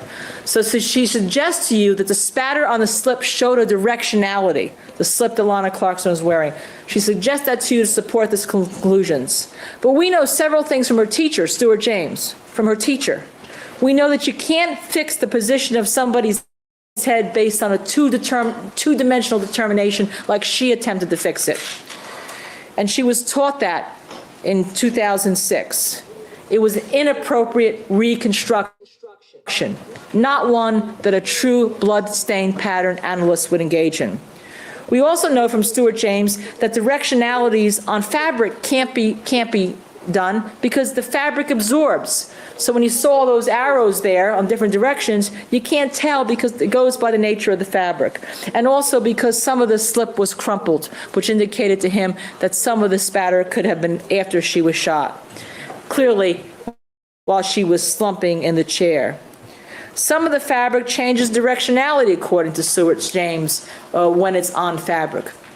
He also told you something very important. If you recall, when Criminalist Harold was here, she relied on one large spatter on Lana Clarkson's slip to say, this definitely established directionality. This definitely established that her head was to the right. But when her teacher that was not, that was a sore mouth after a gunshot wound for two reasons. First, the size was too large, and second, it was on top of another blood drop. It was on top of something else. Don't take my word for it. Somehow could fix Lawson's head slightly to the right is not only questionably spurious, it is simply dead wrong. The teeth fix her position as to where she was, and the directionality on her wrist fixed the position as to where she was. And the fact there is no void fixes the position of where she was, but not a few spatters on a slip, and certainly not one spatter on a purse strap. In other words, there could be not, under any circumstances, an assailant between Ms. Clarkson and the trajectory of those teeth, and the blood spatters analysis that she did simply does not defy that.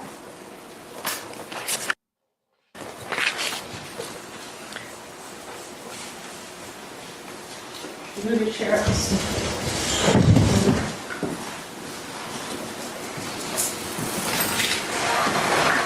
If I'm here shooting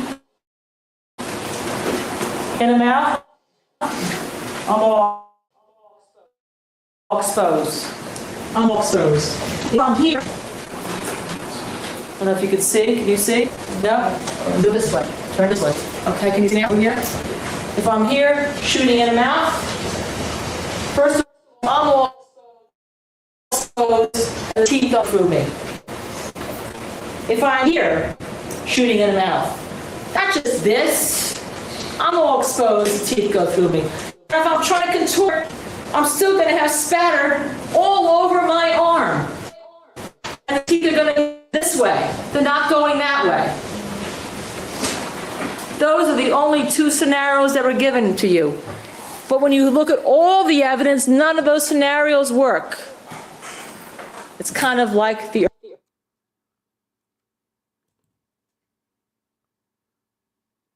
earthquake. Luminol. I'd like to discuss a little bit about this area.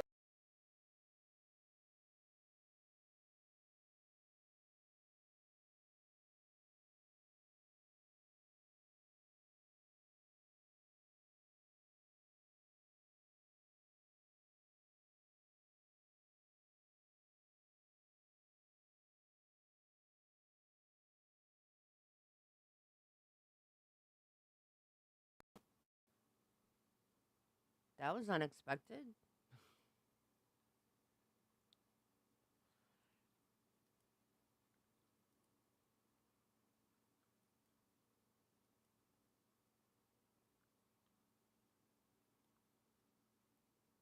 Spatter in this case only went 2.5 to 3 feet because on February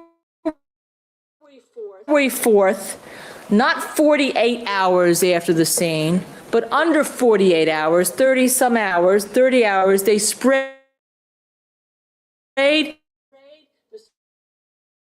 Spector's hallway with a chemical, say they minute.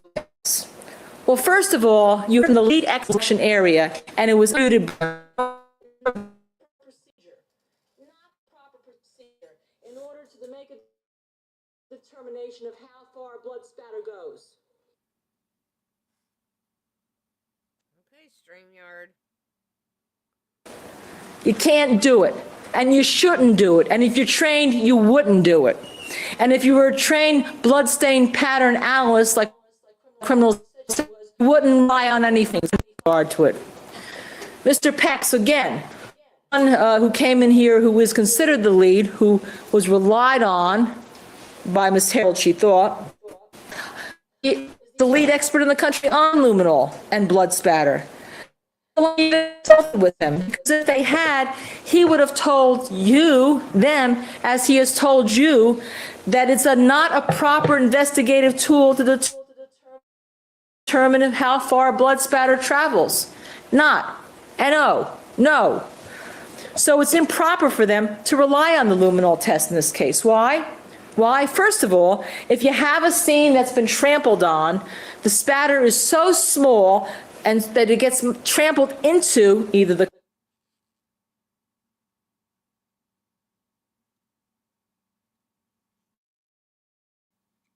Oh, for crying out loud.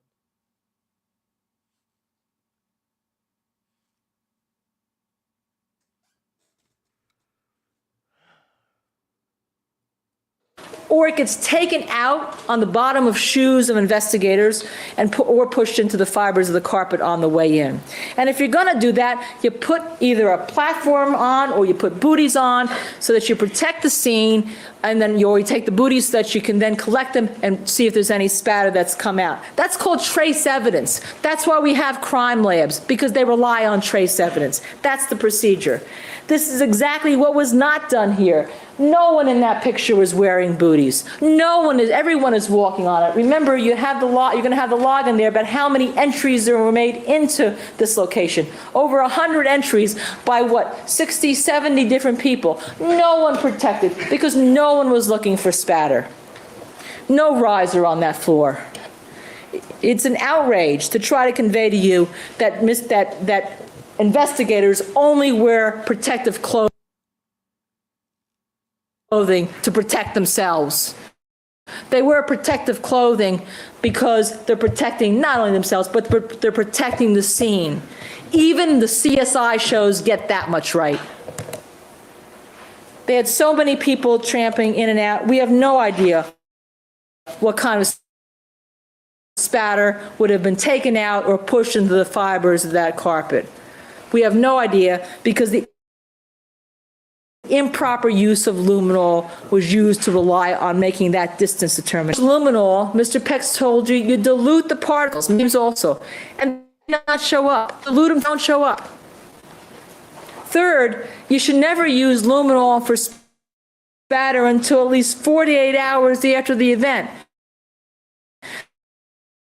because luminol relies on the heme breakdown, and spatter is just so small, you have to have it all broken down. And fourth, even if you use luminol, you do two other things.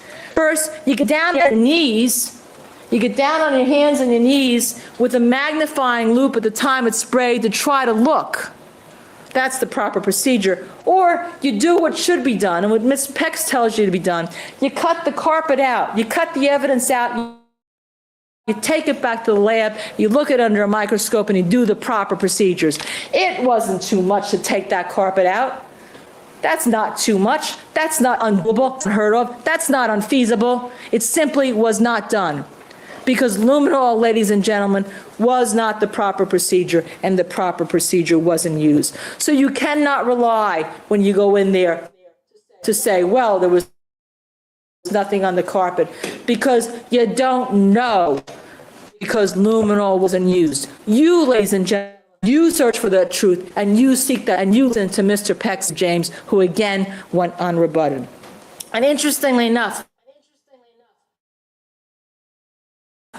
Criminals Herald was asked about an article written by Mr. Peck that was distributed to every member of the International Association of Bloodstained Pattern Analysts, an organization she said she never even heard of it.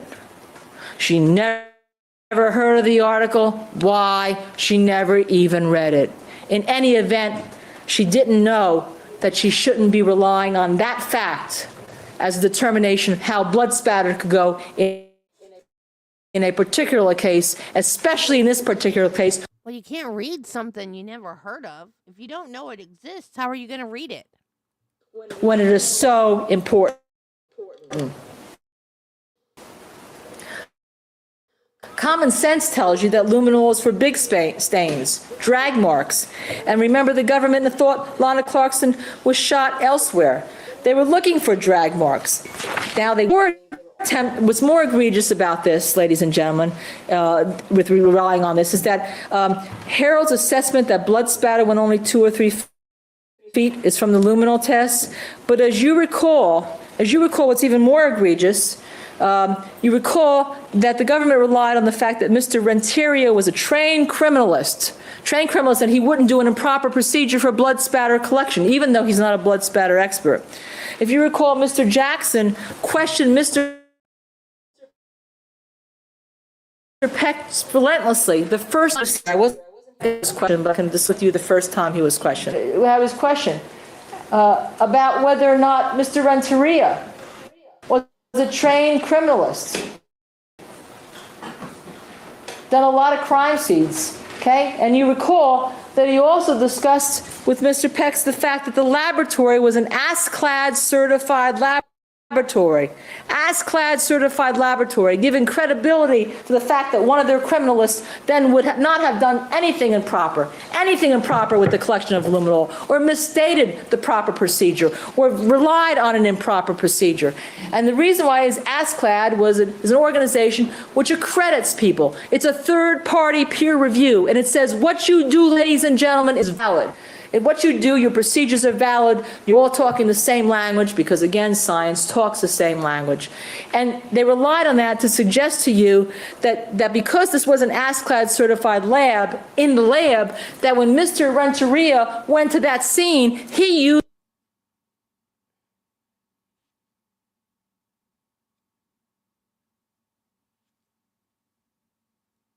use the proper procedure, because anyone who works for an ASCLD certified lab certainly knows what I'm talking about. So what did we do? The trial, we subpoenaed records to the lab. We subpoenaed those ASCLD records in the midst of the trial. And what did you find out in your search for the truth, in your seeking of the truth? Not only had there been some non-compliances at the time, 2003, with regard to whether they could identify blood by visual identification. Not only had there been those, but the lab and its criminalists that work for it had never been accredited as these experts. Their procedures had never been validated by ASCLD at a crime scene. At a crime scene. And yet the hint was to you that Mr. Renteria knew what he was talking about because he worked for an ASCLD certified lab. The validation procedures, accreditation procedures for that, the crime scene accreditation procedures were new, but they were available to be utilized, to be applied for, to be done by the lab in 2003 and 2004, and the lab never sought that accreditation. Never sought that accreditation, and yet tried to suggest to you that because they were accredited, that luminol procedure was done wrong. That was an outrage. That is an outrage, because the true experts told you it was not. It was not. We had to bring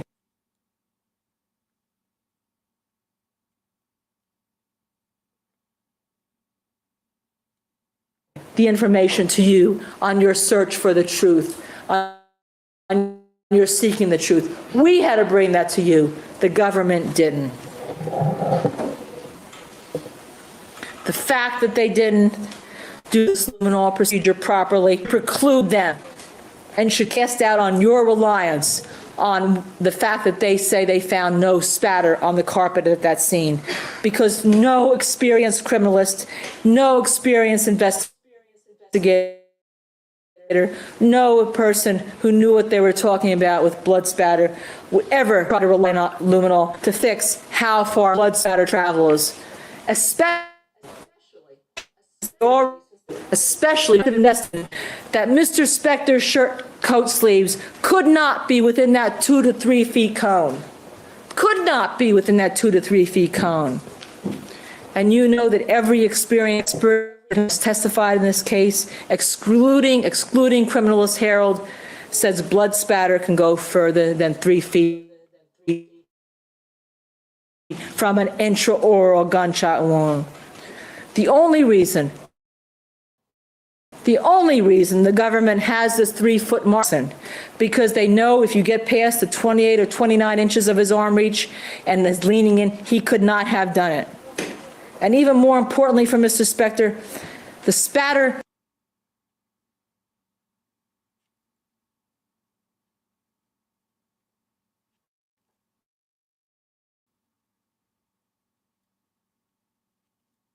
Stop it. Gosh dang it.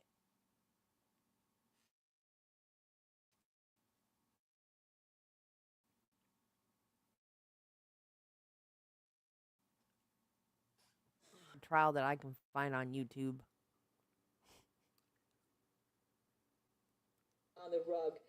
on the rug that was improperly tested for would have been another fact that would have proved that he was innocent, an exculpatory fact in and of itself. This destruction of evidence or the failure to use proper luminol procedures, stamping out these should give you reasonable doubt. Let's discuss body posture for a moment. We know from Lana Clarkson's body posture that if she were facing Phil Spector, let's assume for the moment criminalist Harold was right, he would have spatter all over in front of him, not just a few specks on the left side of his jacket in the distribution they're in. Excuse me. Away, back from the gun, like this, the nose and the mouth would act like a bazooka, and there would be tons of spatter all over a bazooka, and there would be tons of spatter all over him and the right arm of his jacket. If her head is to the left, he would have to stretch his arm around her to get inside her mouth and expose more of himself. If her legs were out, as the government would have you believe when she was shot, he'd have to stretch to get around her. He'd be covered with spatter on a shirt, jacket, and sleeve. All these positions would expose much of his clothing and his body to the cloud of material, the blood, the tissue residue that comes out of the wound, that comes out of in the mouth. A Soleil performed to have shot. He's not. We trial also. The government has fought mightily against the fact that she could have taken 1 or 2 agonal breaths, and wants you to believe her legs were outstretched in the position she was shot. And that's the same position she was shot that she was found. Remember, they told you that, the same position. Well, let's look up a slide at Ms. Clarkson at the scene. Ladies and gentlemen, search for the truth. See with regard, it's against the chair. It's against the chair, the back of the chair.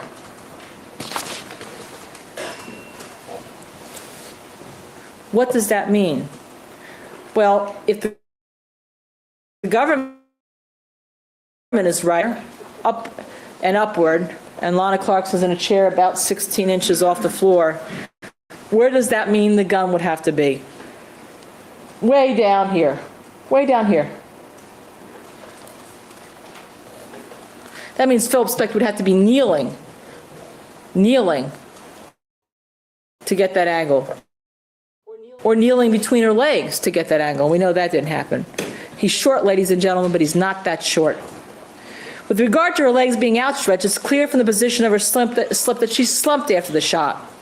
3 forensic pathologists and 2 criminalists, Pex and James, told you that they see body movement in people after they have died. It's not volitional, it's twitchy reflex action. And you only need a few twitches to get. In the process, right after she was shot, the government tried to fight the fact that Lana Clarkson took 1 or 2 agonal breaths. Why? Because they know 2 things. That would not support the fact that her legs were outstretched when she was shot, which denigrates their argument regarding Spector's jacket could have been caused by an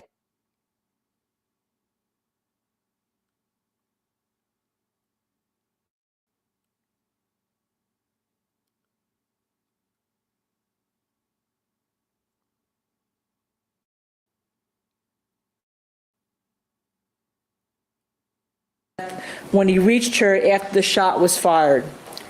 Now let's just stop for a moment and discuss the fact that this change of position about Lana Clarkson is actually a change of position in the government's case since the year 2004. In September 2004, Dr. Pena told you when he was here at trial that he Hey guys, there's 6 hours of this. We're not going to get done with this today.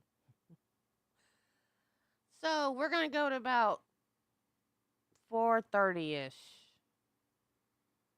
And then we'll finish it tomorrow.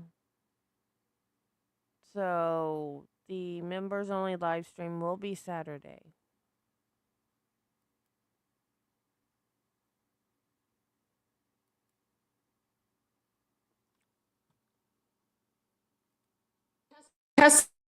Testified under oath in the grand jury, under penalty of perjury, to 23 people sitting in a grand jury, that Lana Clarkson could have taken 1 or 2 agonal breaths. Now, at the grand jury where you asked that very question, yes, and did you say that more than 1 breath could have been taken by Ms. Clarkson when you, is that correct? Yes. Well, you know 1 or 2 breaths. Ugh. I hate this website. I don't know why it buffers so bad.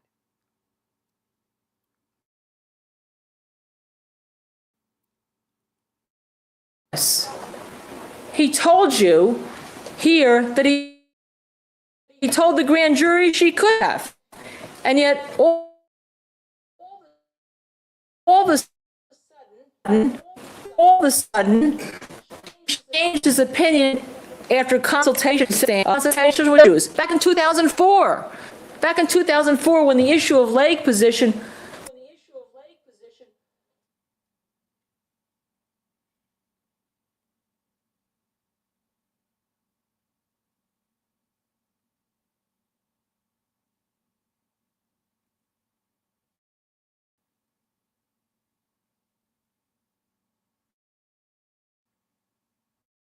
did not come to the forefront. So for the first time you hear on this stand that there's a change of this. They thought that she could have taken 1 or 2 agonal breaths. It was not until Dr. Pena testified that the position of the government changed about the position of Lana Clarkson's legs and the position of whether or not she could have moved her head or had spatter on Phil Spector's left side of the jacket from the agonal breaths. Well, why tell the grand jurors who are there to investigate, and come to a conclusion about whether somebody's going to be indicted or not? Why tell the grand jurors one thing and come here and tell you another? Let's answer that.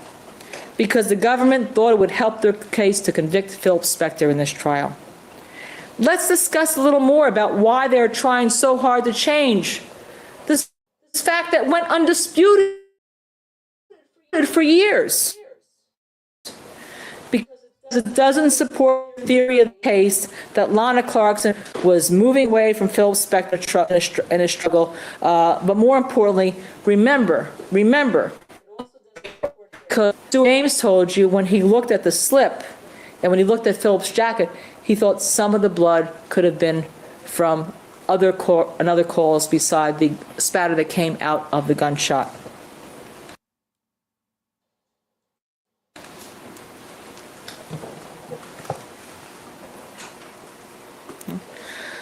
Why do we know Lana Clarkson took some breaths? Why do we know that? And why you in your search for the truth will find that? You don't have to rely on me. You don't have to rely on them. You'll rely on what you see. We know her heart was beating after she died. Everyone concedes that. We know that. We also know that there was blood not only throughout her lung tissue, which was called the parenchyma by the forensic pathologist here. It was seen at the autopsy by Dr. Pena. It was seen also in the air sacs of the lungs known as the alveoli. These are the pictures of the air sacs of the lungs that Dr. Spitz took at 400 magnification. And you can confirm that there's different blood cells. There is also a particle of gunshot residue here, which means it had to get inhaled. It just didn't get there by gravity. That went unrebutted.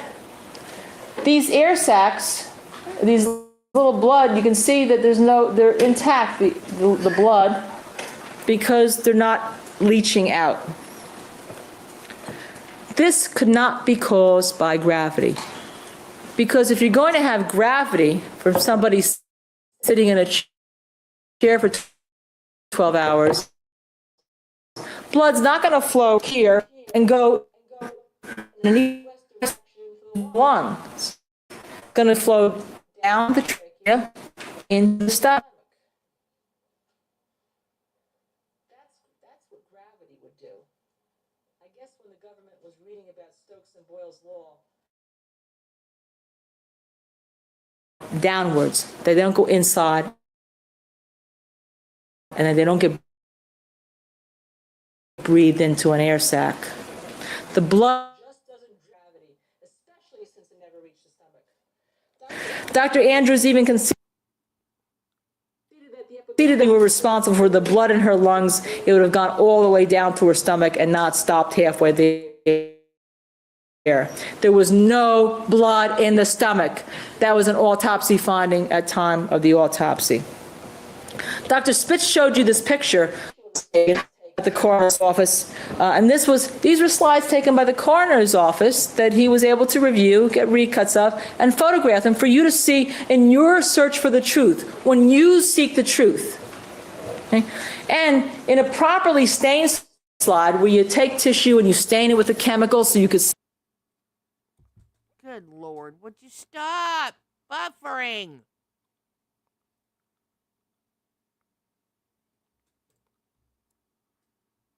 I don't have the patience for this today, y'all. I don't. The blood. You actually can see the cells, the blood. Okay? You can see them. Right? They're not open. They're not leaching blood out. They're intact.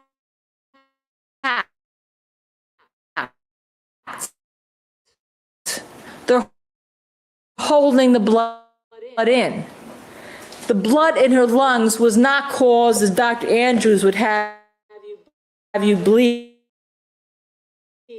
by leaching. It was by leaching. This, and remember, he'd only.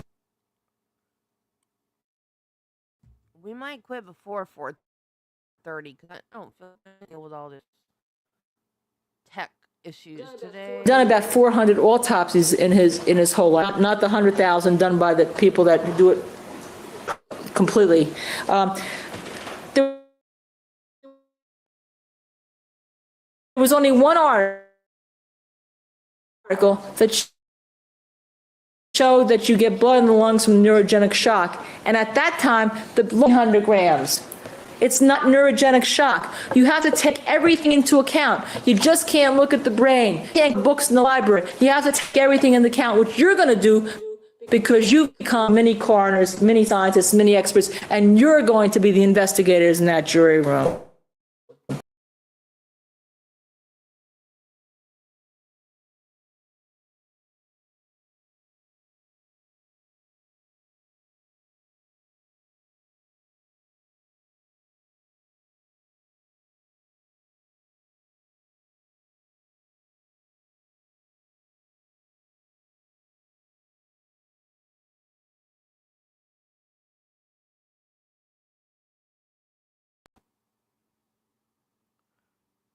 I am so over this tech garbage.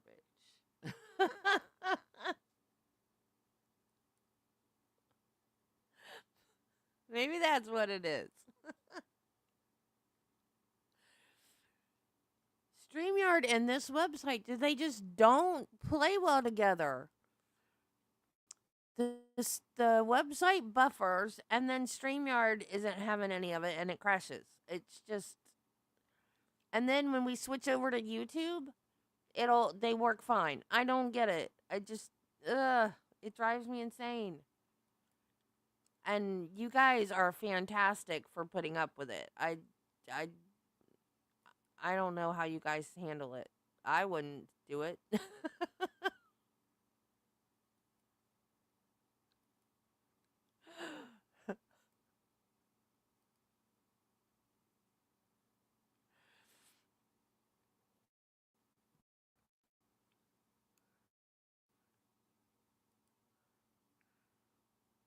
Occurred, made on day one by the Los Angeles coroner's office that this existed, not made by any of our people, and there had to be a reason for it.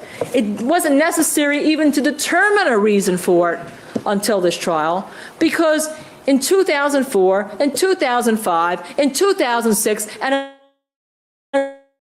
until June of 2007, Dr. Pena said Lana Clarkson breathed. She breathed. And when Dr. Spitz tried to read another book that Dr. Andrews drew a picture of that book, and it wasn't Dr. Spitz's picture. He drew a picture of the book. You saw it yesterday, but remember there were little arrows pointing? Those arrows were not in the book. Those little arrows are misleading, because when I read you the book when Dr. Spitz was on the stand, it said even if your spinal column was totally transected, you can take inspirational breaths, and then you exhale because the diaphragm automatically exhales it. Even so. And Dr. Spitz didn't even really care about that theory. He just said there had to be some way she could have breathed. And again, the only way she could have breathed is that some of those little spaghetti strands had been intact for at least a period or two. And that's what Dr. Pena said back in 2004. It was the government's change of position. It was the government's change of position in this trial that caused all that. because that had been undisputed. And we know that Lana was moved before the police took pictures. Remember paramedic Riggs? You didn't hear him today. He was questioned by the government several times within the first month after Lana Clarkson's death regarding the position her head was when he arrived at the scene at 6:20. He gave a statement to the sheriff and to the DA, and he told her that when he first saw her, her head was in the middle of her chest. Not here, was in the middle of her chest. Here, don't take my word for it. Here it is in black and white. Here's the question and the answers. Let me give you a second to read it.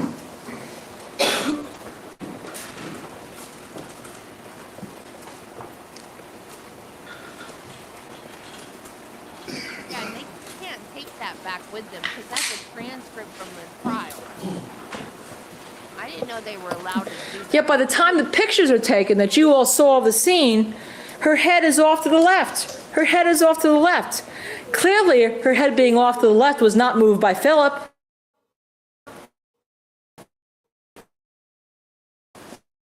Additionally, you also heard there were 5 officers in the foyer tackled Phil Spector, taking him to the floor. There is a picture at the statue at the bottom of the stairs, which they admit was turned over during the takedown. Here's what's been to the house. You have been to that house. You have seen how small the foyer is. All these officers were on top of him or were around him. To suggest that nothing got moved but that little statue, that these officers dancing on Lana Clarkson's body like baby ballerinas on a high wire, is an image that's not plausible. You saw the picture of the taser wire under the foot. It is proof positive that the body's been jostled. It is not just kicked there with an electrical wire. This is the size of dental floss. Look, it is wedged under her heel. That's not a kick under her heel. After Phil Spector is tasered, her foot ends up on that heel, on that taser wire. You seek the truth. Don't take what I tell you. Don't take what the government tells you. To suggest that an electrical cord being kicked under somebody's foot demonstrates that a taser wire somehow got there by kicking, you know what your investigation will reveal regards to that. So we don't know what Lana Clarkson's body position was at the time the 5 officers tackled Philip. What is she trying to say? I don't know what this is doing. Oh, there we are. Is she trying to say she came alive and moved her foot? Or is she trying to say that they moved her and moved her foot on top of the taser wire? And yeah, they tased him because he wasn't following directions. And that's what cops do because they get scared. Because he kept putting his hands in his pockets. They didn't know if he had a gun in his pocket, if he was fixing to come out shooting. There was a dead woman in his foyer. I refuse to say foyer. It's a foyer. There was a dead woman in his foyer. He wouldn't do what they were telling him to do, and he had his hands in his pockets. They didn't know if he was going to come out shooting or what. So, yeah, they tased the man because he wouldn't follow directions. So, what is the importance of the taser wire being under the heel of her shoe? I don't get it. Did she come alive and then step on the taser wire? What is the point? I don't understand. Imagine an image of a goal line where people are fighting for a touchdown. But we know she was moved because there's clear evidence. Fingerprint on the bottom of her shoe, which wouldn't be there if she'd walked on a shoe. A clear, unidentified, latent print. And remember how hard it was for the government to get prints off of it? It clearly did not come from they were all wearing gloves. It didn't come from paramedic Riggs because he told you he never touched the shoe when he was wearing gloves. And we were the first ones, if you recall, at the opening, to tell you that the fingerprint did not match Philip Spector and did not match Lana Clarkson. Again, it's a mutilation of the interpretation of the evidence and a manipulation of the evidence to try to make it seem what it isn't. So So we do know definitively that Lana Clarkson's body was moved by Philip Spector. And this undercuts all the theories, speculations that the government has been trying to sell you concerning the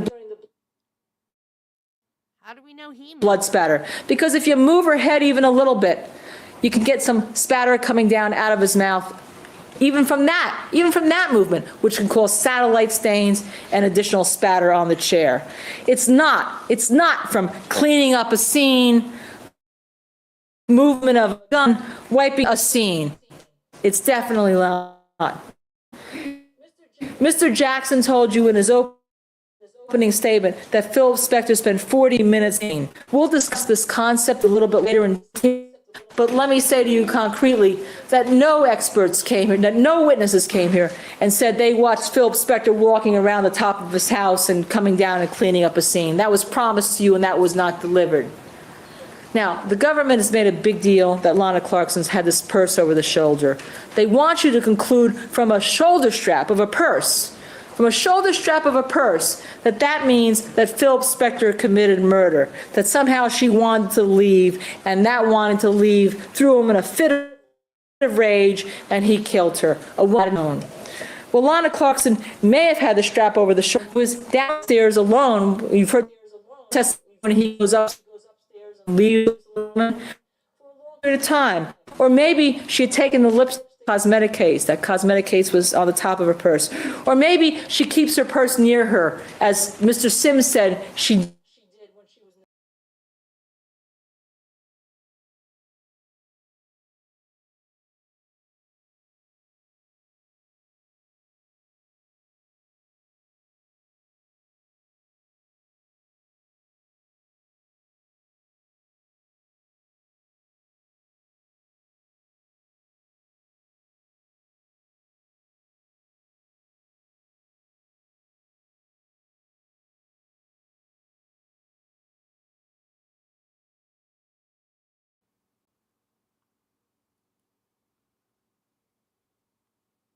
I thought we were going good there for a minute.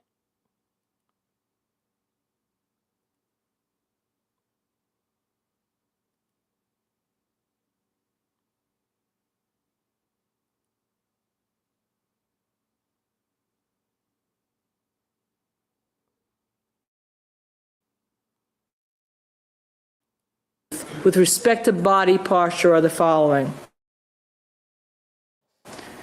Her slumping occurs after the gunshot, and that's not the posture she was in at the time of the shot, so therefore they can't use that to fix the instance of blood spatter, or to struggle in trying to get away, or to suggest some other reason that Philip Spector moved her. And that agonal breath, as testified to by Dr. Pena, and believed by Dr. Pena for 3.5 years,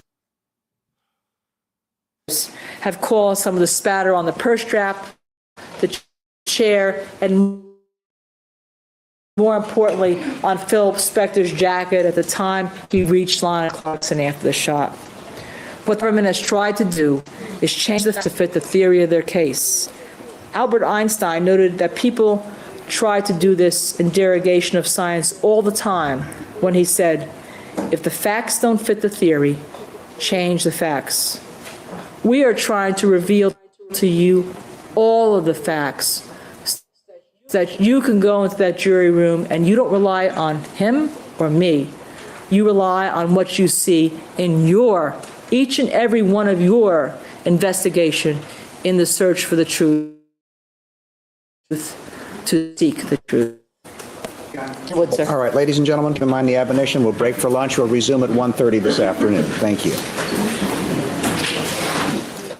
Jurors and alternates are left. Counsel, would you stipulate that the court can instruct the jury that although they have a duty to decide if the defendant commits murder, whether it is murder of the first or second degree, that in this case it can only be second-degree murder? Yes, Your Honor. Yes, Judge. All right, I'll write an instruction up for that. Thank you. There was one issue. It's Okay. a relatively minor point, but there is an issue that needs to be cleared up.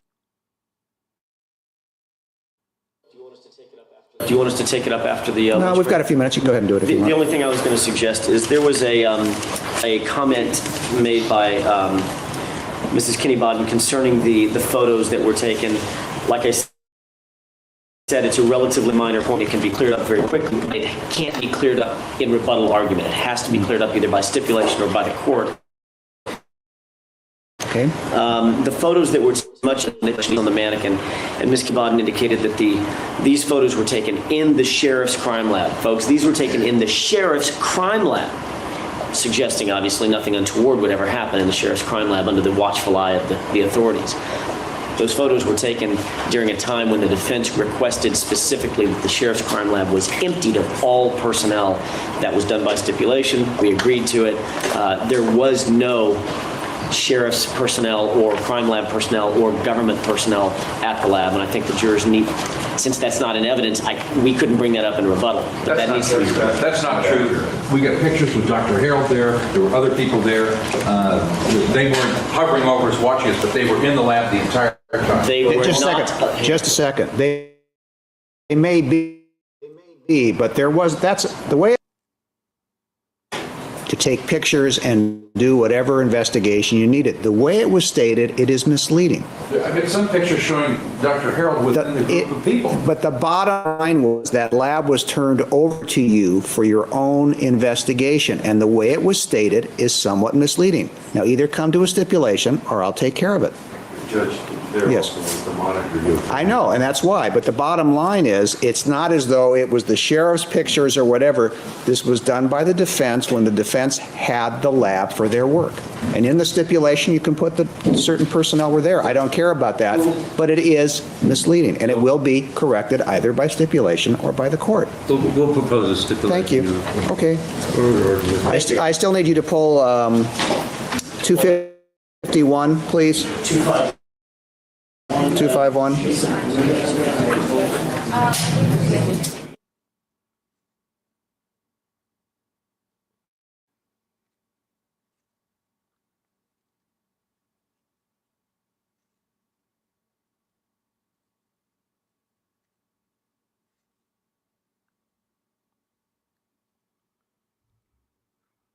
Okay, we're going to try to get through this next hour.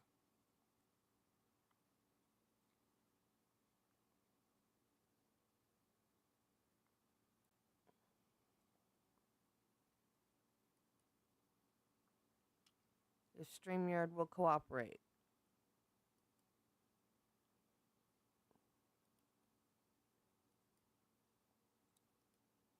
To go.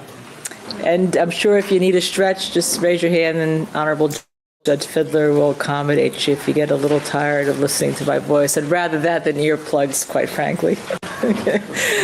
Ladies and gentlemen, before lunch, we were talking about the jacket of Ms. Clarkson, and you were shown a picture of the department in front of a special magistrate. That was not being monitored by the sheriff's department. That was a picture taken by us to document what people were doing. So I don't want to suggest to you that the sheriff's department was monitoring us or controlled us or prevented us from doing anything. What in the world?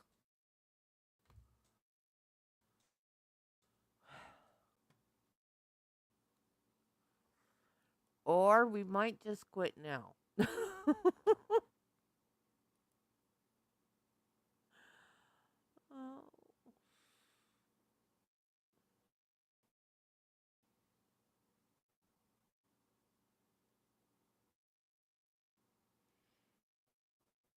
Not even a minute into it. Jeez, you stupid thing. I wish there was a way I could record these and play them back. It wouldn't buffer, but I don't know how to do it off this website.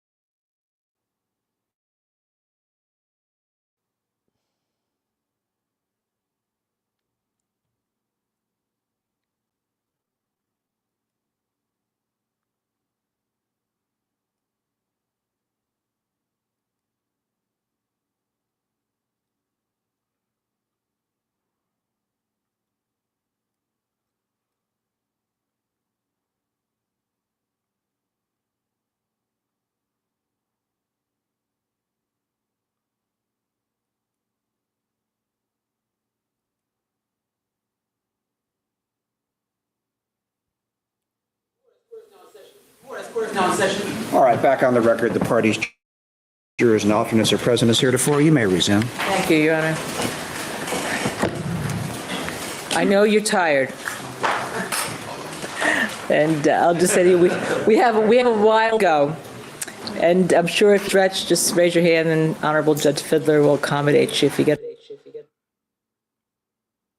Okay. I think I'm done.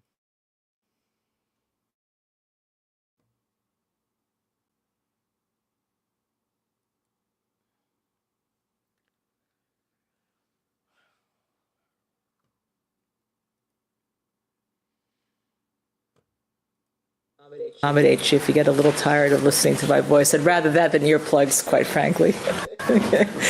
Ladies and gentlemen, before lunch, we were talking about the buttons on the jacket of Ms. Clarkson, and you were shown a picture of the sheriff's, of our experts who had a group effort at the sheriff's department in front of a special magistrate.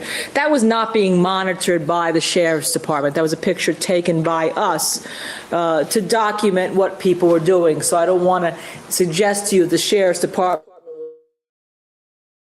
was monitoring us or controlled us or prevented us from doing anything with regard to the evidence. That would be misleading and not true. But that was a picture taken by us as we were looking at the evidence that they had collected in this case. So please seek the truth from that picture. Don't rely on me. It is a picture exactly of what it was meant to be, something for you to see later on. And when we were discussing that and before lunch, one of the areas I was showing you, and I understand that there was a quote up there that was not the correct quote, was of Ms. Lintemuth, if you recall, about the buttons and the purge. And if you recall, there was a suggestion, and Ms. Lintemuth was the one who documented from the coroner's office. She told you she drew a picture of where the purge had gone down to. And in trial, in the courtroom, I asked her, it did not go to the buttons on the bottom of the jacket. I thought we were good. I just got comfortable. Of the jacket, that would be incorrect, and she said that's correct. So it's very clear from the testimony in black and white, and again, you don't have to take my word for it when you go into it, that the coroner's criminalist who was responsible for documenting this and telling you exactly where it went said that the buttons did not go to the purge. And this goes back to what we were discussing with regard to the position of Ms. Clarkson, with regard to the position of Ms. Clarkson. If the blood traveled down her esophagus into the stomach, that would be gravity, but it would not be gravity by traveling down the trachea into and going into the lungs. So with those, let's try to go back to exactly the next area that I was going to discuss with you, which would be the area of DNA. Now, DNA has been one of the major advances in science that we've seen in the last 20 years. It's responsible for setting many, many errors right, and it's responsible for convicting many people when they deserve conviction. But the government really didn't want you to hear about the whole picture to you, which you recall he was the DNA specialist or expert for the sheriff's lab. It was again a representation that had a misinformation and misomission in it because it did not tell you the whole picture. First, let's start with there was no DNA attributable. A holster off, if you were carrying it, he doesn't need to touch the gun on a holster, because you've heard the government tell you that this was Mr. Spector's gun. There was none of Phil Spector's bullets, DNA on the bullets, the cartridges, none. There was somebody else's DNA on the cartridges, and that was a third party along with Lana Clarkson. The government, in their opening statement, wants you to assume, the government wants you to assume that the reason they can't explain that is twofold. But one of the reasons that they've talked about through all this trial is that Phil Spector must have tried to clean up or wipe the evidence. Well, somehow, Phil Spector, maybe because he's a celebrity, maybe because he's high profile, maybe because he's got money, maybe because he has a checkbook, he owns a magic wand that can leave someone else's DNA on an item of evidence and only erase his. Ladies and gentlemen, if he owns such an item, he should be a lot wealthier than he ever had become by being a record producer. On the grip of the gun, the only real DNA that's found is Lana Clarkson's. The government at trial, I'll suggest to you when we look at the evidence, has changed their position and tries to argue that it's only from Lana Clarkson's backspatter of her blood.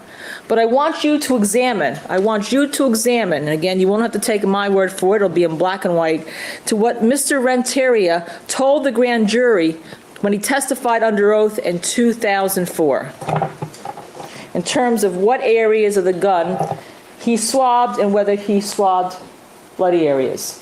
Question, do you recall on or about September 9th of 2004 being called before the grand jury here in Los Angeles County relating to your testing in this case? Yes.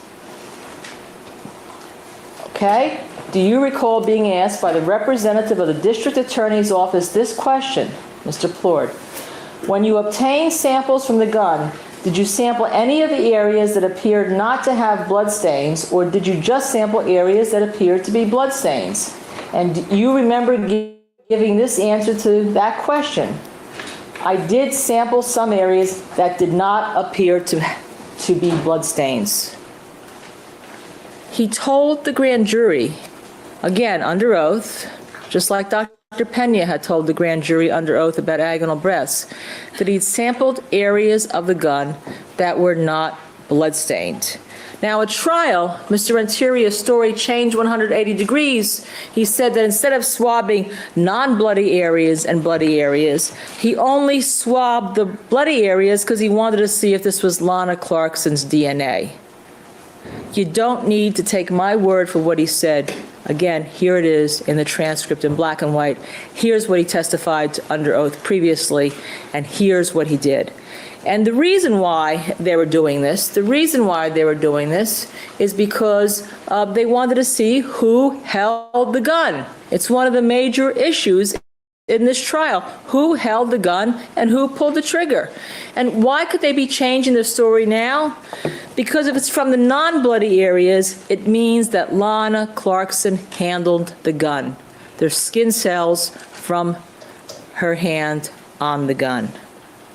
Now, again, let me remind you, this is the second scientist who came before you that gave a differing opinion here in courtroom in front of you than they gave under oath in the grand jury 3.5 years ago. Renteria told you he did the non-bloody areas. Most importantly, a reasonable investigator, and you're going to become that reasonable investigator, each and every one of you there in that jury room, knows that swabbing the non-bloody areas will tell you whose hand was on the gun. That's why you're doing it. Now, he did tell you he thought there was a weak Y allele on the gun, and a Y means it would have to come from a man. Let me just suggest to you that in the first place, and you'll be able to read what you have in your notes, that finding was questionable at best. One test that they did said that it was not a Y allele. So they did another one because they didn't like the first result. And it showed a borderline. It was right at their borderline, at 75 if I recall. Right, but it was on a borderline of their testing. So it's highly questionable to begin with. Highly questionable to begin with. But then let's look at the gun at the scene, because you've learned how DNA can be transferred by possibly coughing, a slight touch here and there, transferring it from some other object that you have. And let's look a little bit at the gun at the scene. Here's it, being handled. Okay. Here's another, can we go to the next one? Here's another picture of the gun on a manila envelope. The manila envelope, God knows how many times it's being touched by somebody here that has ungloved hands and where the gun touched, because we don't have the complete documentation. This wasn't video cameraed for us. And if it is a Y allele, it could belong to anyone who is a male. Anyone. Any person who had been security, anyone touching the gun, anyone who touched something the gun touched, anyone. In any event, no scientist can say that Phil Spector's DNA was on the gun, no matter how much the government may want to hint that this Y allele, if it is there, and that's the big if it is there, belonged to his. But even if it is there, it's irrelevant to who pulled the trigger. because her Lana Clarkson's DNA clearly comes up on the non-bloody areas. And Philip Spector could have handled the gun at any time, even at taking it off him in a previous time to put it in the drawer.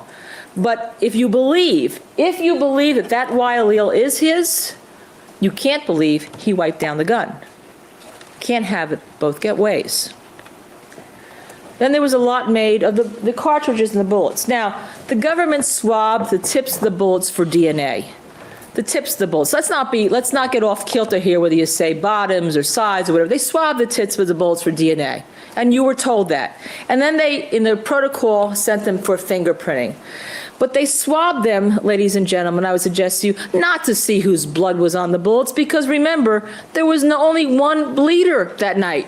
They knew whose blood was on those bullets.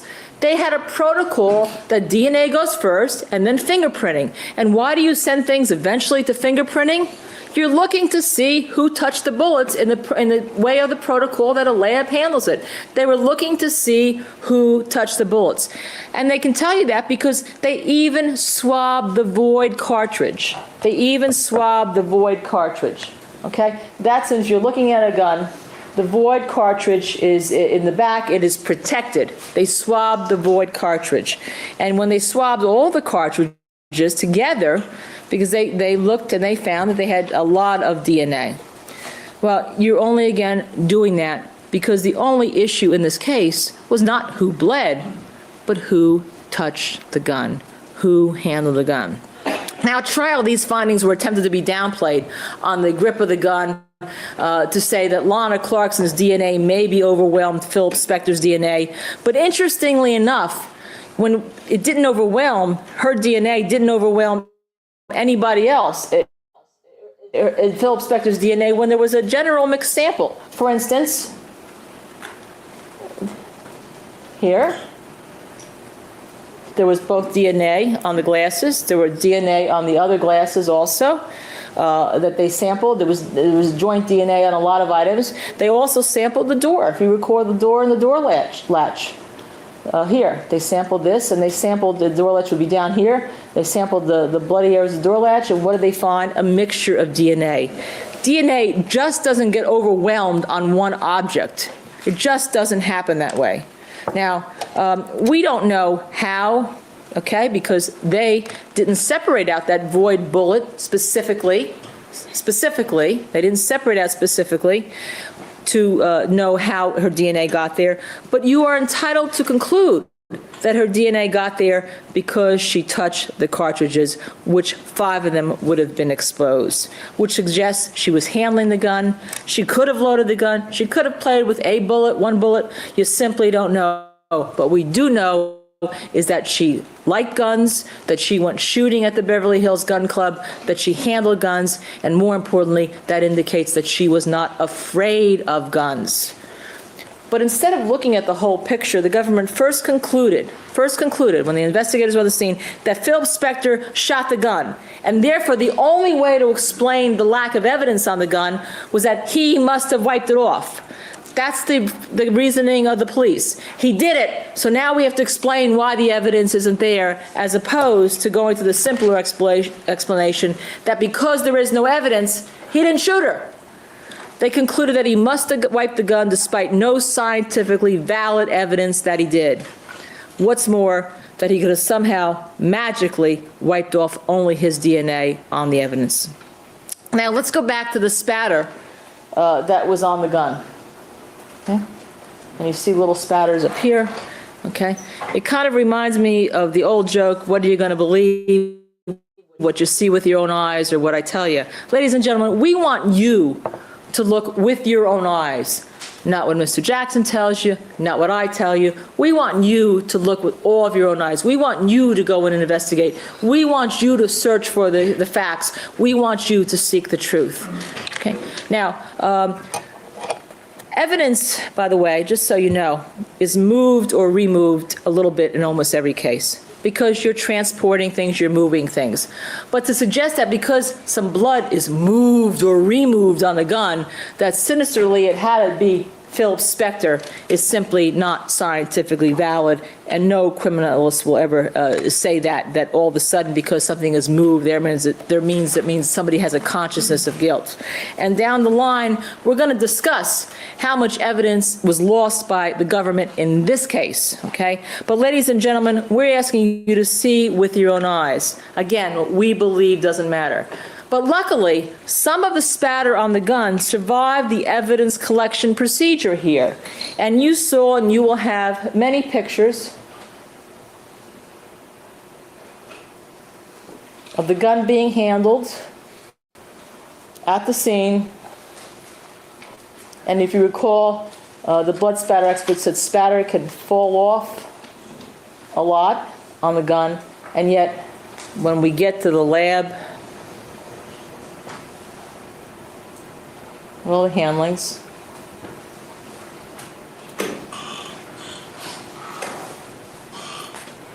These are all different pictures that they took of the handling.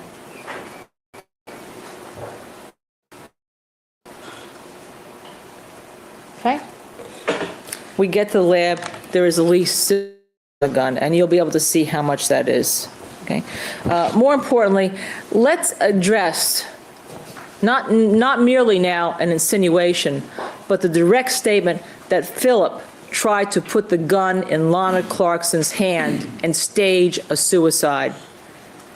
There is simply no evidence for that. And not one expert, not one blood spatter person, not one criminalist who came in here told that to you. As a matter of fact, what the government didn't tell you, and again, we had to bring in the Alhambra police officer, they didn't tell you that indeed her pulse had been taken. Her pulse had been taken, if you recall. Her pulse had been taken by the Alhambra police officers when they were on the scene. Now, they also tried to insinuate to you that somehow the gun went into his pocket in an attempt to wipe it off. Not one expert concluded that was the case. Clearly, that was some blood from his hand that he got when he tried to help her with the diaper, and that shows you he didn't try to wash his hands. That shows you he merely put his hands in his pocket. He wasn't trying to hide or wipe anything. Now, in almost 70% of all self-inflicted gunshot wounds, the gun is found on the body, touching the body, or 30 centimeters from the body, exactly where the gun was found in this case. And when a gun has been moved, it's normally moved by the police investigating the scene. The gun on this gun would have had spatter on the inside-facing grip that would smear as the gun drops to the floor. The same inside-facing grip that would have been covered by a hand if somebody else's hand was shooting the gun. But here we saw spatter on the inside-facing grip. Jennifer, if you could just keep that up there for a second. And what's important about that is Mr. Jackson suggested to you that somehow because her wrist had a smear, a little bit of a void, a smear, that somehow that wrist somehow meant that Mr. Spector tried to put that spatter on that gun. Ladies and gentlemen, you look for yourself. That is simply impossible. And it's impossible that the smears would have gotten there, the spatters gotten there, if somebody were holding the grip of the gun as opposed to firing in a self-inflicted classic position, okay? Because you can't shoot the gun if you're not holding the grip if you're a third party. And then what happens is, as the gun falls, as it would normally do, some of the spatter spears on the inside facing of the gun. And if you recall, I asked one of the criminals whether there was a smear found on Lana Clarkson's left side of her slip, right where the gun then will possibly fall on. And what happened? Let's look at the slip, and you'll be able to see it. You'll be able to see it up there. That was a smear. The gun clearly hit the left side of her slip on the way down to the floor. Moreover, if somebody had tried wiping the gun, now you look at this. These aren't laid prints, but they're fingerprint ridges below the blood. If somebody tried to wipe a gun, you wouldn't have blood above the fingerprint ridges that are on the gun. They couldn't get latent prints of this, but you simply wouldn't have that. You can see those. We ask you to look. You search the pictures, you see the truth. Finally, the suggestion that somehow that this wrist spatter occurred because Lana Clarkson hand was manipulated by Phil Spector is untrue. That wasn't what the science was saying. Rather, it was the government testifying as to what the scientific evidence they would like it to be, not letting the evidence speak for itself. And you cannot allow anybody speak for you, whether it's Mr. Jackson or I. We, not the government, had to call the Alhambra police officer, as I told you. Clearly, if you're taking somebody who's got spatter on the wrist, and we know it exists because Jamie Linton said that it does, that clearly accounts for smearing on the left wrist. And as a matter of fact, you can confirm this is being true, because if you recall in the 911 log, the police officers confirmed at 5:56 that Lana Clarkson had died, even though the paramedic didn't come into the house until about 6:20 or 6:30 and confirmed her death with the pads. Somebody had touched the left wrist, smearing the blood spatter that Jamie Linton testified existed on her wrists. Somebody had done that, and we had to bring the Alhambra officer in to tell you that they're the ones who picked up her left wrist, not her right, and took her pulse. The government further says that the gun was wiped down because there's blood on in the recesses of the barrel. Well, ladies and gentlemen, this gun was in her mouth and came out of her mouth. Of course, there's going to be saliva that takes blood with it on the barrel edge. You were given half an investigation, maybe a quarter. But what really happens, and what really happens when you look in the jury room and the evidence from this courtroom and what you will see, that's going to be a crucial point, because you will see, I believe, when you look at the evidence, or we suggest when you look at the evidence, that the gun was not wiped down and the placement of the gun simply was not staged. This was an after-the-fact scenario to support the conclusion from day one that Philip Spector was guilty of murder, because there simply wasn't any forensic evidence to show that he held the gun, put it in Lana Clarkson's mouth, and pulled the trigger. Now, you know the gun was not wiped by what you see, and we've talked a little bit about the angle and trajectory of the bullet.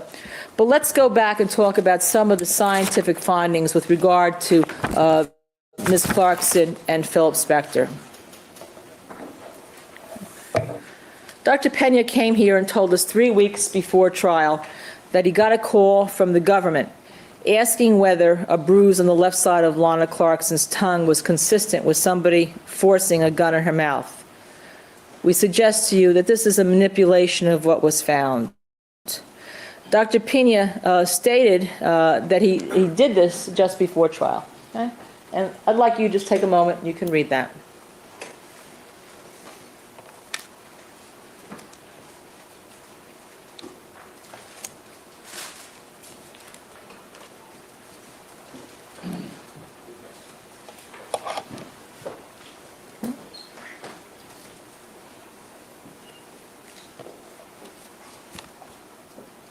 Okay.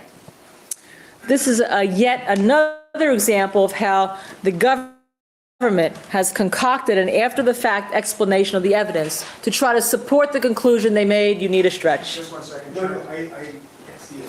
Can't see it. Why don't you read it? Should I read it for you? It's up to you, I guess, but it's not clear. Okay, let me read it. Thank you.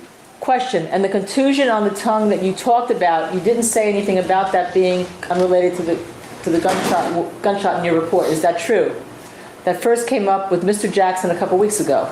Answer, that's correct. And you never amended your report after you talked to Mr. Jackson about that, and you talked to your colleagues concerning that? No. Question, so to the extent that had any bearing on your opinion, it didn't become important until after Mr. Jackson actually called you to point that out to you. Is that correct? Yes. Again, this is an explanation that's now prior to trial, even though the government had made up its mind within the first 15 minutes that a murderer called. And this, ladies and gentlemen, you go and you seek the truth as to whether or not this is an implausible explanation. Remember, there are no teeth broken, there is no underlying root damage, and the same mirror image appears on the opposite side with a molar imprint of a tooth. You'll have the tongue model in there, and you'll also have the pictures, which are part of the autopsy protocol. And the reason why pictures are taken is to document what people look at, so that when third parties come in and look at it, they can see the same thing. And it's documented that there's a symmetrical wounds on the tongue. It's also documented that there's a lot of other different wounds on the tongue, all twin injuries consistent with gunshot in the mouth. And the forensic pathologists that have looked at that said this kind of injuries are classic. Yes, can it be called blunt force trauma?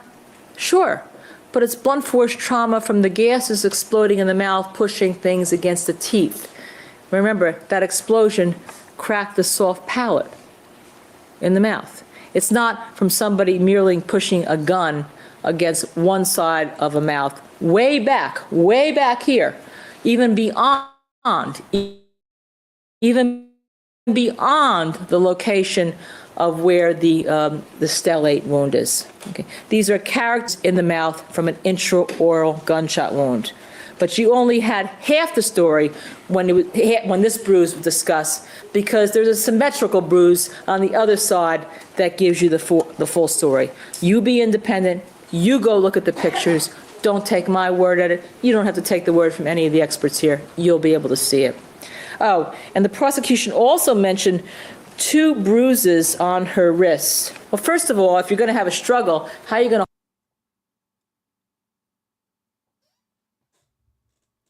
What just happened?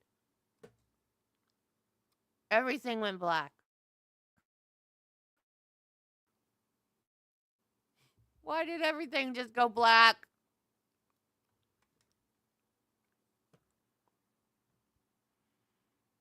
Hello, are you going to come back?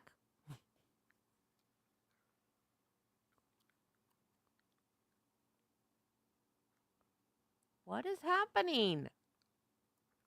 Come back. Nothing. Absolutely nothing. Just a totally black screen. I have no idea where we were.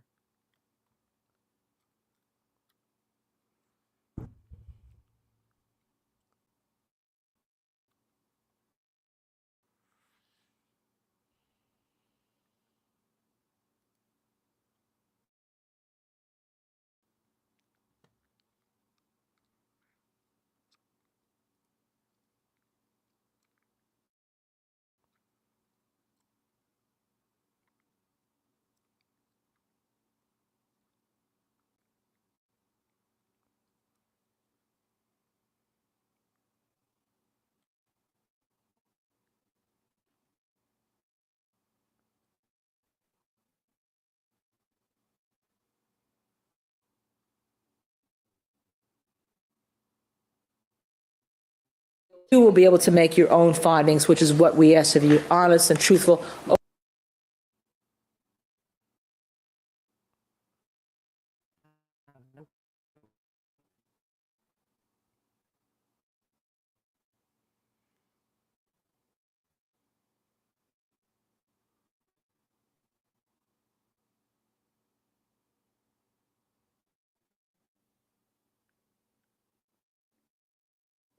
Get rid of evidence, and they couldn't find anything. And the nurse couldn't find anything. She looked for...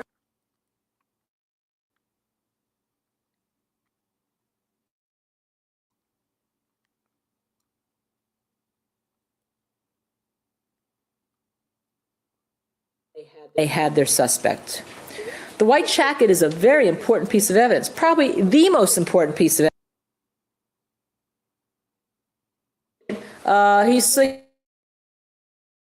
He didn't know where, never saw a picture, didn't know where a pink stain came from. It wasn't there when it was collected. He was asking for. In any event, despite the fact that it had been manipulated and that, the jacket still didn't have any blood spatter on the arms below the elbows. Had no.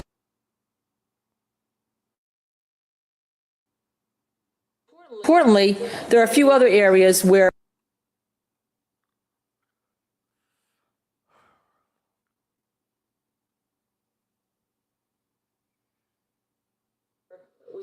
We suggest that your emotions have been manipulated. Phil Spector asked Officer Juarez of the Alhambra Police Department upon his arrest. I don't think we were that far. Were we that far? I don't think we were.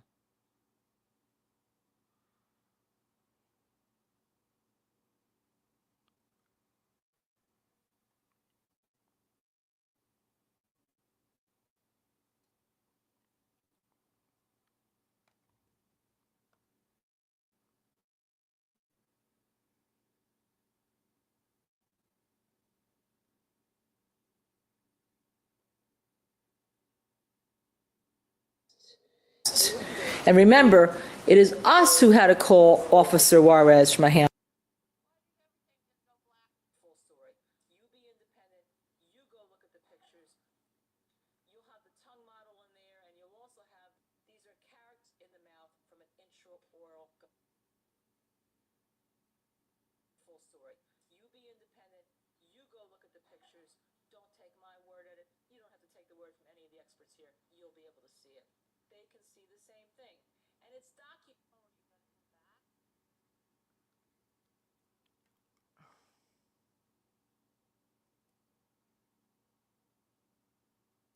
Importantly, there are a few other areas where we suggest that your emotions have been manipulated. You penciling down, the evidence all doesn't.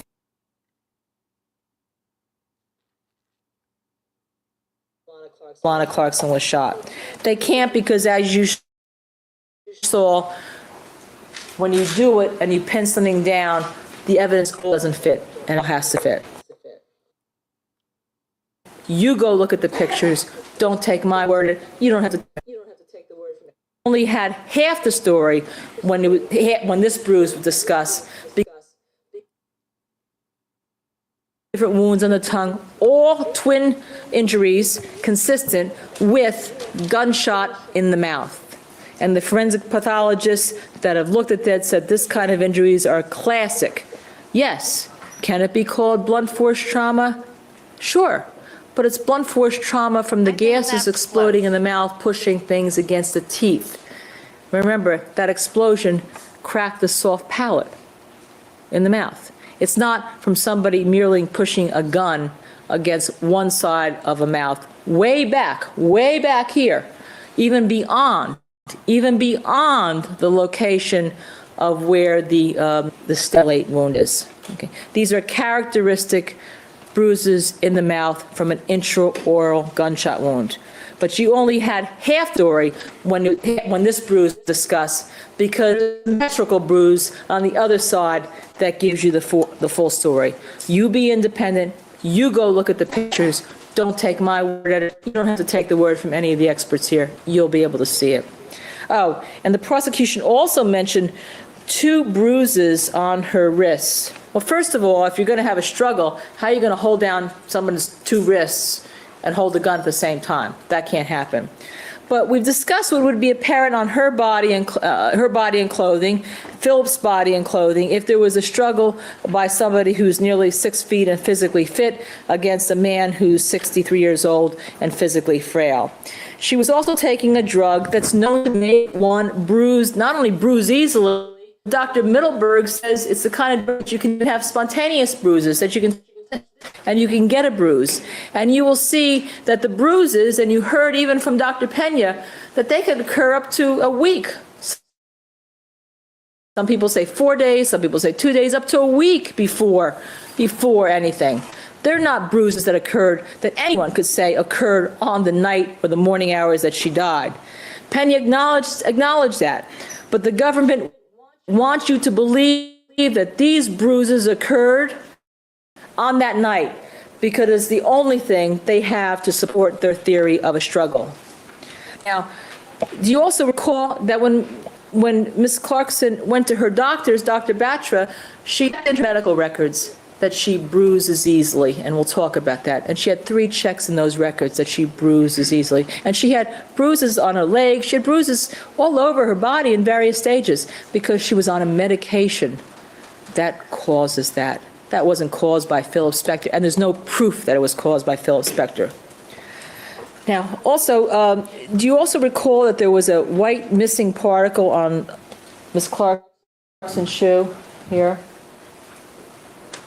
Taser wire, white missing particle. Okay. Dr. Harold, Criminals Harold told you they were looking for that particle also for a long time. They'd been looking for it for a long time. But today, or this month, when they came to trial here, they told you that that was a Band-Aid inside her pantyhose. And the reason why Dr. Pena said that, he told you, and we're going to read it, because he said the prosecution asked him to discuss the Band-Aid with you. And let's see if we can read this. I'll read it for you because it's hard. Okay. Question. In fact, that's just the answer you felt Mr. Jackson wanted you to give. Isn't that true? Is that why you answered the question that way? Witness, I didn't know what it was. Mr. Jackson, when he presented to me, filled in the gap for me because I didn't see everything in this case. And if that's the Band-Aid, then that's where it would have been, and that's correct. Okay, he filled in a few of the gaps for you in this case. Is that true? Answer, that is correct. He has been very helpful to you, help you understand the evidence in the case. Is that correct? Yes. This indicates not an independent opinion, but a mindset, an institutional mindset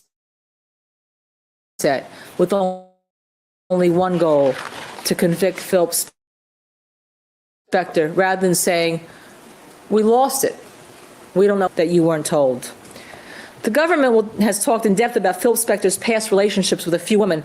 They'll talk in depth when they say they've talked in depth about Mr. D'Souza, but they don't tell you about some of the most important evidence in the case, where Phil Spector actually was, pinpointing the location where he was, supposedly when Lana Clarkson was shot.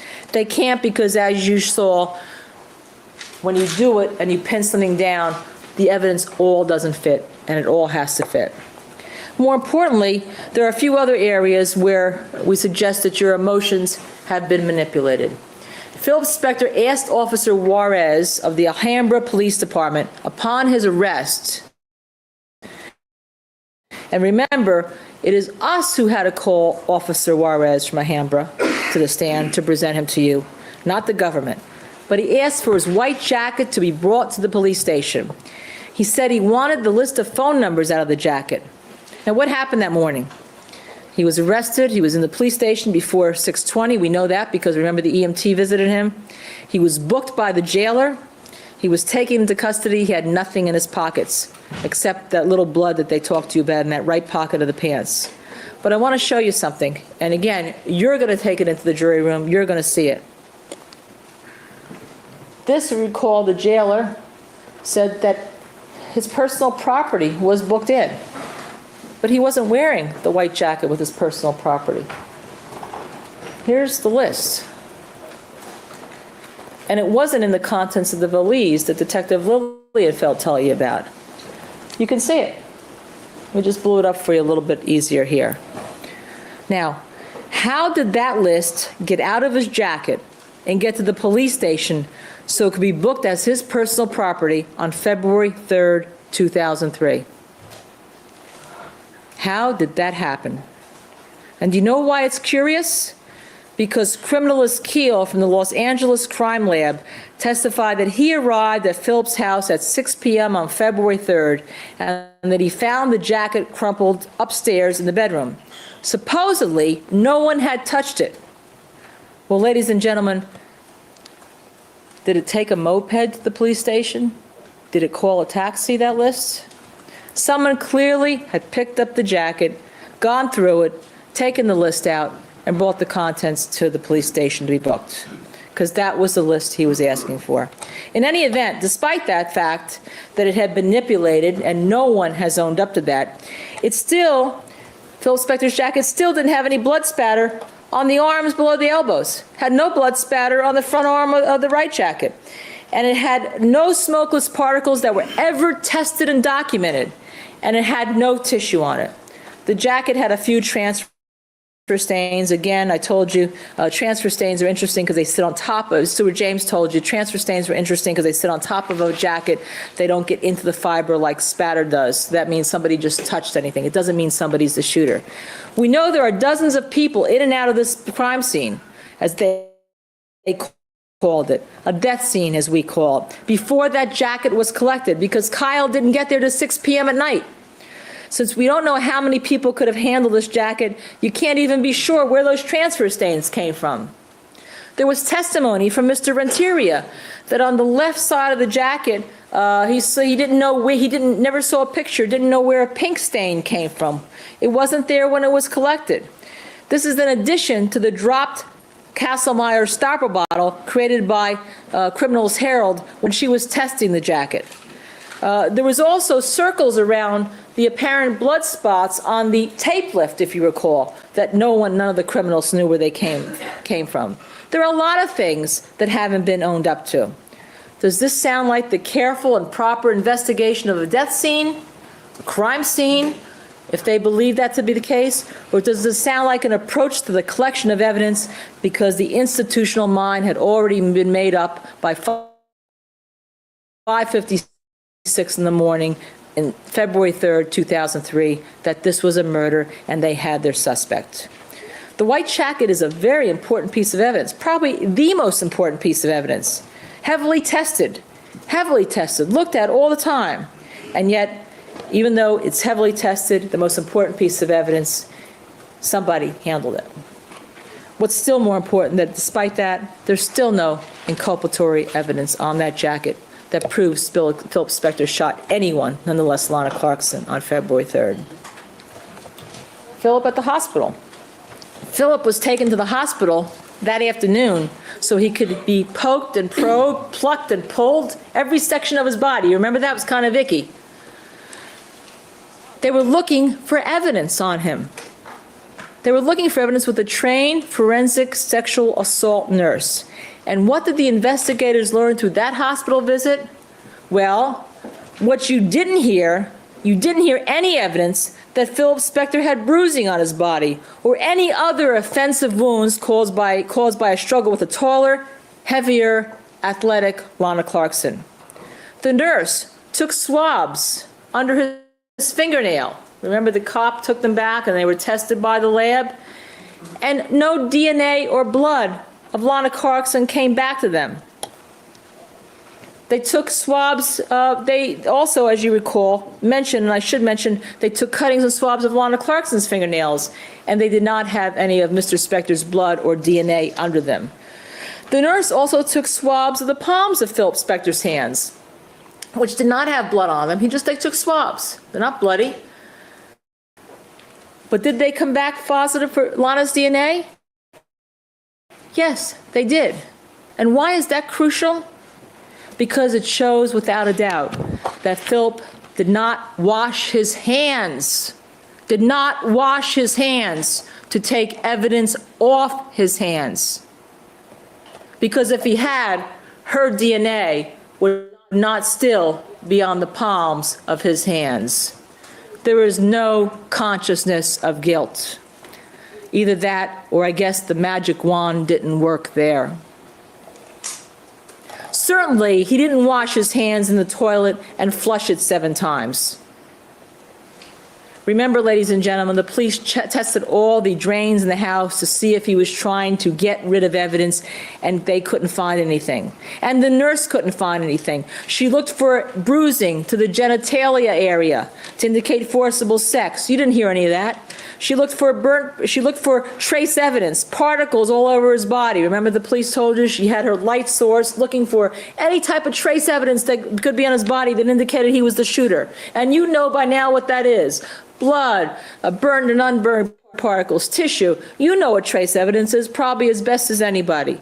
He was poked and probed. He was processed and pulled, as I said, to the deepest recesses of his body, and they found nothing. Now, what she did do is take a urine sample.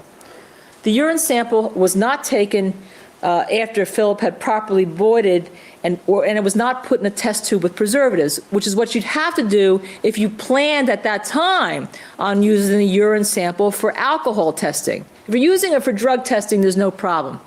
That's what you put it in that type of test tube. But when the police took it from the forensic nurse, they then failed to refrigerate it. They didn't take a blood sample, and they had him there. They were pulling out his anal hairs. They could have easily taken a blood sample, but they didn't take a blood sample to evaluate him to see whether he was intoxicated. Maybe you can infer because the EMT had already been to examine Philip at 6:20 in the morning at the police station or 6:30 in the morning, and the EMT found that he did not have the odor of alcohol and not drunk. That EMT, the prosecution of the government would like you not to believe that he was not drunk. He didn't even have the odor of alcohol, as if he had been drinking.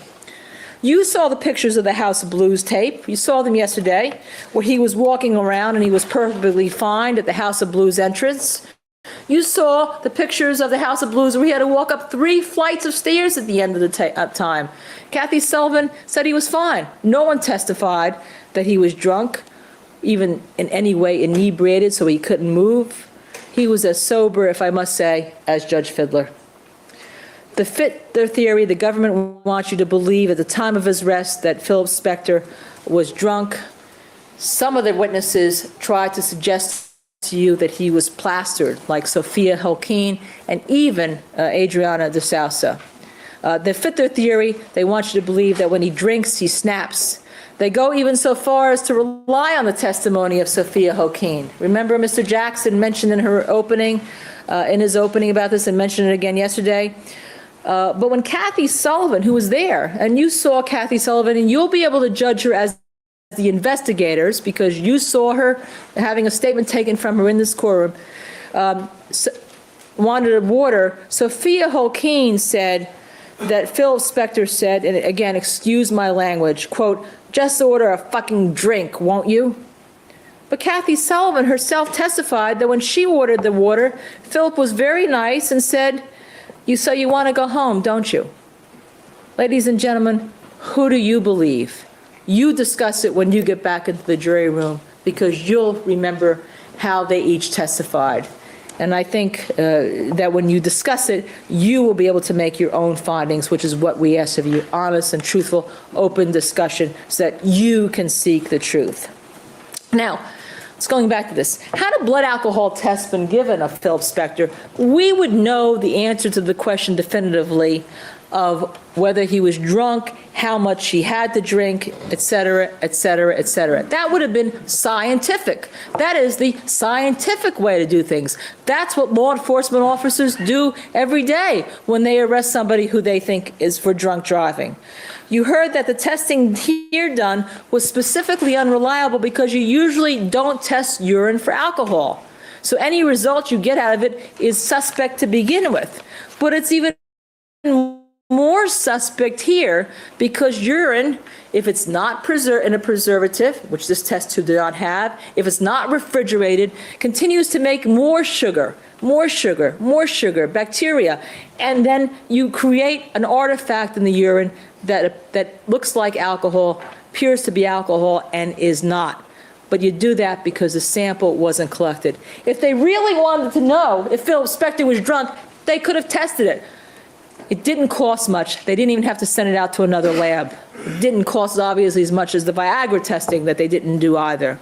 Now, why rely on the salacious testimony of Sophia Holkeen? Why rely on the salacious testimony of those words rather than rely on the sober scientific methods that are used by law enforcement every day of the week? They failed to rely on the proper scientific methods, and here their focus should not have been on how much Philip Spector had been drinking, but on the fact that they had in their possession and never looked at an indication from Ms. Clarkson's own mouth that she has hurt herself when she drinks tequila. Sexual contact between Philip Spector and Lana Clarkson was not discussed by the prosecution when they presented Mr. Interior on the DNA. because if you recall, the forensic nurse also took swab samples off Mr. Spector's penis and his scrotum for DNA testing. And remember when Mr. Renteria came in here and discussed all the DNA in the case, and then on cross-examination for the first time, because you only got half the story on the direct, for the first time you learned that there was biological material on each of them. On Mr. Spector's scrotum, there was DNA with the weak amylase. You'll check your notes.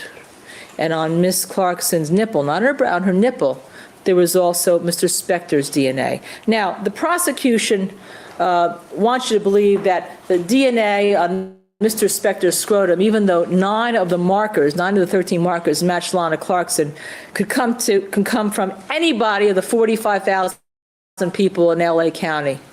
Anybody even in this courthouse. Unfortunately, none of those people were with Phil Spector that night. Lana Clarkson was. Now, why were these facts not brought to you?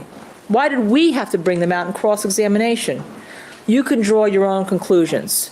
But the prosecution's theory is that Phil Spector got frustrated when Lana Clarkson refused his sexual advances, and that he snapped and he pulled a gun on her. Interestingly enough, the swabs of Philip's genital area also revealed another person's DNA on his penis. Obviously, he was a busy guy that evening. But do you really think that he wanted to prevent Lana Clarkson from leaving because he wanted to be serviced yet another time? Gentlemen, we suggest to you that that is an afterthought. In 2003, the government had Phil Spector's urine. They had it tested for drugs. They had it tested for alcohol. And they found, when they tested it, caused the neurologic tremors that Dr. Middleberg came in and discussed with you. They didn't test for Viagra. Why? They told you that it was too expensive to test. They'd have to send it out. Well, ladies and gentlemen, if you're doing a murder investigation and you believe that the motive is that this man took Viagra in order to have sex with somebody and then got refused and killed her, you certainly would want to test for Viagra. You go in there as objective investigators. Wouldn't you want to know whether that pack was from that night or not? Wouldn't you want to have the actual fact rather than the supposition or the speculation? And that's the reason why the state of California, again, with its billion-dollar budget and a high-profile case, wants to tell you that they didn't test a piece of evidence that they thought was a major piece of evidence because it was too expensive. That is an add-on theory. That is the institutional government feeling of a mindset trying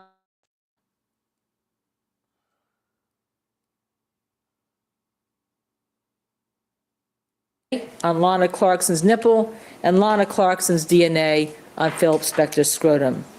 Need I say more? I was hoping And by we the wouldn't have way, to hear this there part was no again. indication of any forced sexual contact between either of them, or else you would have heard it from the sexual assault nurse forensic examiner. Let's move on to GSR. Remember I told you that the DNA on Philip's hand, Lana Clarkson's DNA on Philip's hand, shows he didn't wash his hands. Now let me discuss with you why that's important with respect to another element, gunshot residue. Mr. Jackson told you that he was tired of gunshot residue. Well, gunshot residue is very important because you don't look at it in a vacuum. You have to look at it with all the other evidence or lack of evidence. You can't just look at it in a vacuum and say, okay, I'm discounting it. If Phil Spector fires a gun on Lana Clarkson's mouth, he is going to be completely inside that cone of up to 2.5 feet that you saw where those things occurred. Certainly, you can see elements of burnt gunshot. Remember this, you can see elements because there is both burnt and unburnt powder in gunshot residue. And in the primer residue, that's where you have to test for the barium, the antimony, and the lead under a scanning electronic microscope. But you can see a lot of the particles without that.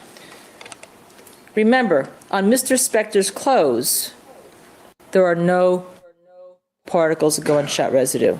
Now, despite what the government tried to get you to believe, gunshot residue on clothing is pretty hardy. You heard it from Dr. DeMaio, again, the lead expert on gunshot deaths in this country. You would have to believe that every single particle on his jacket, on his shirt. His name is Mr. Eyebrows. Get his name right. It's Mr. Eyebrows. On his pants, on his arms, on his hair, on his face, every particle would have fallen off. You were told in the government's opening that Mr. Spector must have washed his hands off. Well, if you believe that Mr. Spector, that Phil fired the gun there. It fell off, he washed his hands off, whatever. But ladies and gentlemen, there would again be more than none. Gunshot on the hand, absorbed into the clothing. It goes into the arm, embedded in Spector's jacket, and it wasn't. They scoured every inch of Phil Spector's clothing for trace evidence. And one of the things they were scouring for was burnt and unburned particles. Those are a type of gunshot residue, not the sticky swabs with the barium antimony. They didn't do that, but they looked for burnt and unburnt particles along with other trace evidence, the particles of teeth, the blood, and they didn't find it. And here again is the government's convoluted thinking. Philip Spector fired the gun, so all the particles must have fallen off, instead of saying there's no gunshot residue on any of his clothes, so he didn't shoot her. Immanuel Kant, the philosopher, once said, reject the greater miracle. Which is the greater miracle here? That Philip Spector defied the laws of physics and biology again, as he did with spatter and tissue, by somehow avoiding every single speck of gunshot residue that exploded in the gaseous cloud, or that he isn't the shooter. Don't look at GSR in a vacuum. Now, because he had nothing on his clothes and no trace evidence discovered by the nurse in his hair, which clearly shows he was beyond the 2.5 cone of feet, and no other biological materials, the government looked to the one particle on his hand and said, well, that doesn't prove he wasn't the shooter. Remember, he had one specific particle on his hand. The government would have you believe that this almost total lack of GSR is due to the fact that he then washed his hands, along with, I guess, everything else falling off his clothes. But remember when I told you that he had Lana Clarkson's DNA on the palms of his hands? Again, how is that possible to wash away her blood, but not her DNA, and then wash away all the gunshot residue, but leave the DNA on her hands? You can't have it all the way. It's not possible. It's there because he didn't wash his hands. He didn't wash gunshot residue off. He even put some of his hands in his pocket. He had some blood there. He didn't wash his hands off to try to hide anything. Now, the FBI, along with almost every other law enforcement agency in the country, and Mr. Dow talked about many of them, reports a finding as a negative finding. Negative finding. And you can't conclude, even under the Los Angeles Sheriff's Lab standards, that someone fired a gun because of it. But here, you only have one particle. And usually, what that amounts to, according to Mr. Dow, was that you have it because you've picked it up by contamination. And Mr. Dow talked to you about the experiments done by himself in L.A. And what he found is that when people are arrested, they're handcuffed behind their back, like Mr. Spector was, and they're put in a police car, and they pick up a few particles, usually under 3, 1 or 2. And that is why they know the FBI doesn't report anything on the 3 out as a affirmative finding, because it's likely picked up by contamination, or even perhaps in his own foyer when the police tackled him to the ground in front of the seat. Now, Philip has one particle of the primer residue, that's the barium, antimony, and lead, and nothing else. Again, nothing on his sleeves, his clothes, his ears, his face, or any part of his body. Yesterday, you were shown a slide that said he had a particle on the right sleeve of his jacket. Dr. Criminalist Harold came in and said, at trial, 40 years later, but I think I found maybe part of a particle. It was never documented as being a particle of anything because she never tested it. Never tested it. So why make that up? Why come in here and say, oh, I think now there may have been half a particle, when until this trial, there was none documented anywhere. And remember, Lana Clarkson had a lot of particles on her hands, on the back of her hands, and that was the only location they swabbed. So many they stopped counting. And you know what's really tragic here? Because if they had swabbed the palms of her hands separately, they do in Texas, in Oregon, in New York, and other places around the country, they could have confirmed another fact that would prove that she shot the gun, because there would have been a void of GSR in the palms of her hands. Just because Los Angeles did it this way doesn't make it right. And just because the right way wasn't done doesn't make Phil Spector guilty.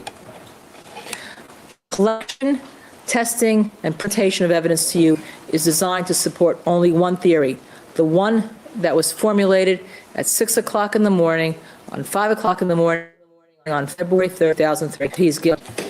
You, ladies and gentlemen, you go in there, follow takes you, use the evidence. Don't go in with an opinion, then say, what are the evidence supports me, and let me ignore the rest, as was done here. Psychological autopsy. With all the clearly the evidence that points to Lana Clarkson holding the gun, and again, you don't take it alone, you have to put everything together, and pulling the trigger, it still takes the coroner 8 months. I had a high school teacher that did that. Drove me crazy. And I didn't notice it, that she was doing it. Now I'm going to notice. Thanks, Judy. 8 months to make a finding of homicide, when that's usually done in one day. They put on their notes it was a high-profile case. The celebrity was in custody, but they had a big problem. The scientific evidence did not support their conclusion. So they needed 8 months to justify calling this a homicide. Pena relied on several non-scientific factors to call this homicide, not anything from the autopsy table or the scientific evidence. And a lot of the stuff that he should have had was withheld from him, and that's a shame. One of them was the fact that Lana Clarkson, that he relied on, and he told you in his testimony, and I quote it, no evidence to indicate depression, comma, and he testified that she had hope, she had hope, she had hope. But at the time of his findings, he had not reviewed most things that you have about Lana Clarkson's psychological state. So it's kind of disingenuous to come in now for the government to say that one of the factors that was considered by the coroner was her state of mind, when Dr. Pena really had no idea what her state of mind was at the time he declared this a homicide, which is when he put it first on his notes on February 3rd, 2003, and then redeclared it on a death certificate in September 2003. He only had one note that indicated that she had been depressed over the previous holidays. Now, from that one statement, however, did he ask to see anything? No, not in terms of that. But in March of 2004, when the government started getting into Ms. Clarkson's laptop computer, and remember, they didn't have her desktop because the police never seized it when they looked at her apartment around February 6th or 7th, 2003. Some problems must have arisen. You'll be able to see that from the evidence. Because a criminalist from the coroner's office suggested that a psychological autopsy be done. They obviously discovered something, but no one wanted to tell you what it was. Now, a psychological autopsy is a medical procedure, you heard, where in conjunction with the coroner's office professionals, psychologists, mental health professionals, psychiatrists, from I think Dr. USC, but you'll go back to your notes and check, go back and try to discover if there's something in decedent's background would explain the actions of a person hurting themselves, accidentally, intentionally, but explain the actions. This is a frequently used tool that you can infer that sometime in 2004, the government was worried about whether Lana Clarkson believed she had a future because they hired an independent computer expert to look for one thing on her computer because they hadn't been able to find it. If you recall, they uploaded, downloaded, they sent it to the Selective Service, the Secret Service, they couldn't deal with it. They only had like 3 emails that they had taken out of it. But they wanted to know if she had a calendar for the year 2003. Because none had been found, obviously, at her cottage.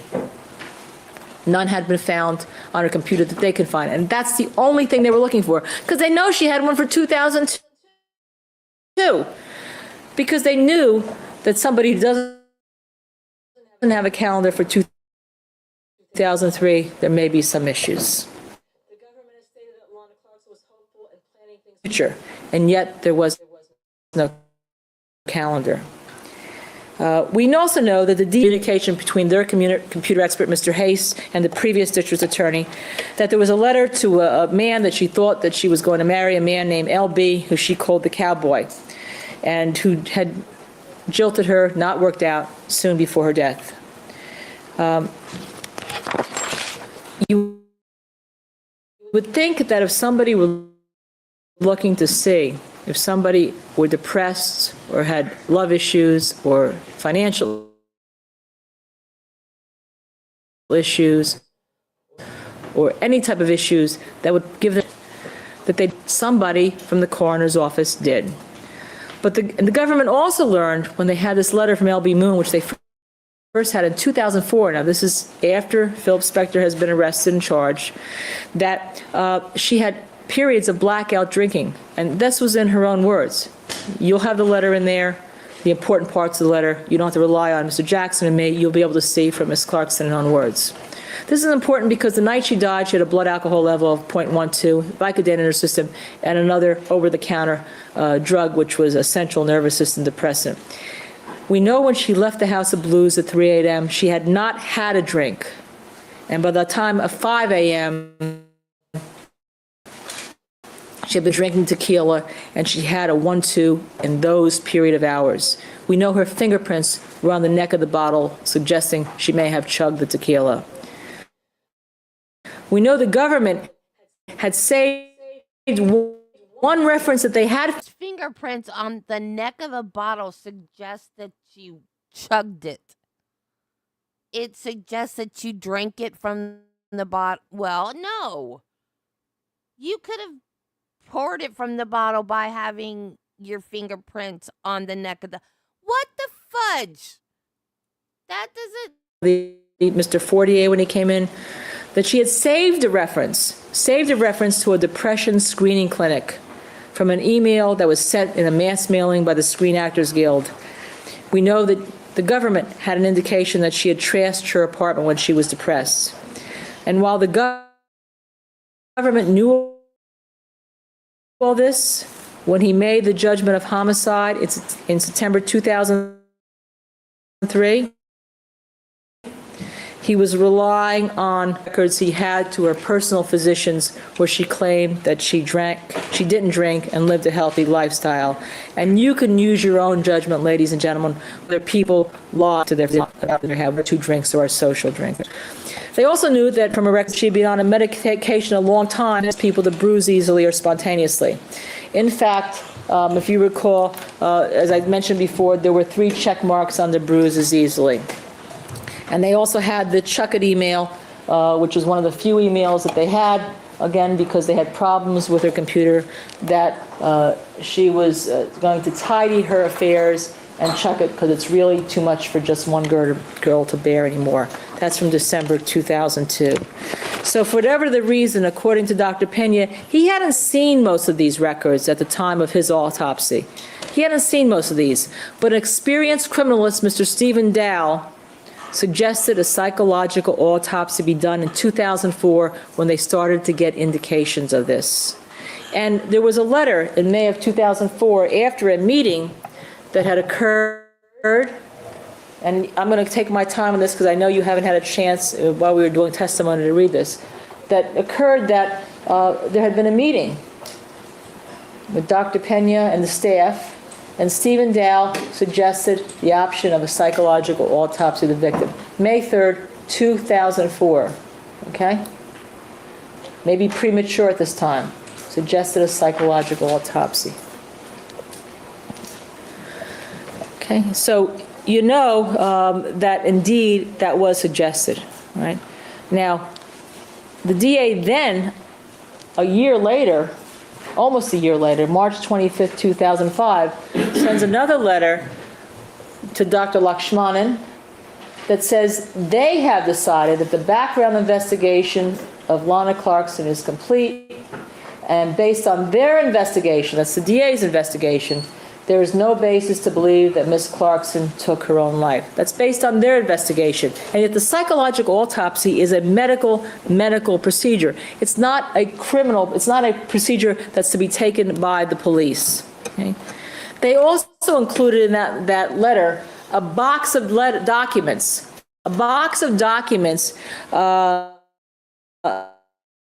that they gave the Dr. Lakshmanan. A lot of them didn't have most of the stuff that you saw. But did have some of the stuff. It had what I told you about was a few of the emails that they had pulled out.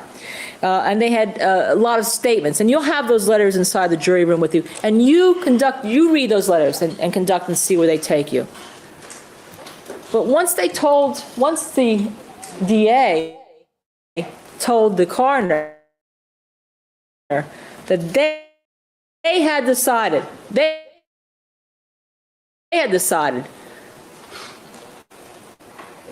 this case was going.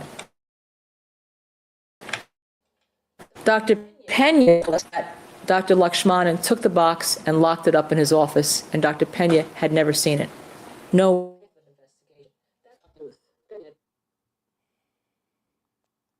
All right, StreamYard. A mindset. Dr. Pena told us at trial that the best place to look at people and to determine a person's state of mind are her close friends. This was a question about whether he would rely on emails. Dr. Pena said he would rely more on personal contact, would be better through people who knew her best, which would be her friends. This would be the best informational source, in my opinion. Of course, her own words would be good too. Well, he didn't have the following, and some of this was from her friends, but some of this was from her own words that were locked up in the coroner's office, and words that had never been pulled out of her computer, which you were seeing for the first time here. The fact that she had been sober, tried to get sober and failed, horrible. He didn't have many of the documents you've seen and that we're going to discuss in detail. He never saw any of the statements from her friends. He never sent the coroner's investigators out to interview her best friends. He never learned that her romantic relationship had just broken up, that she was back on alcohol, and that she was addicted to medication.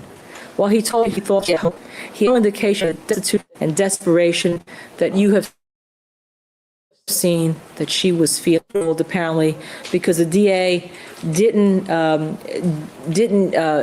even give him Mr. DeSalsa's statement. And you'll remember that from your notes, where Mr. DeSalsa said that Lana Clarkson wasn't forced to go back to Phil Spector's house. She said she needed a drink. And here is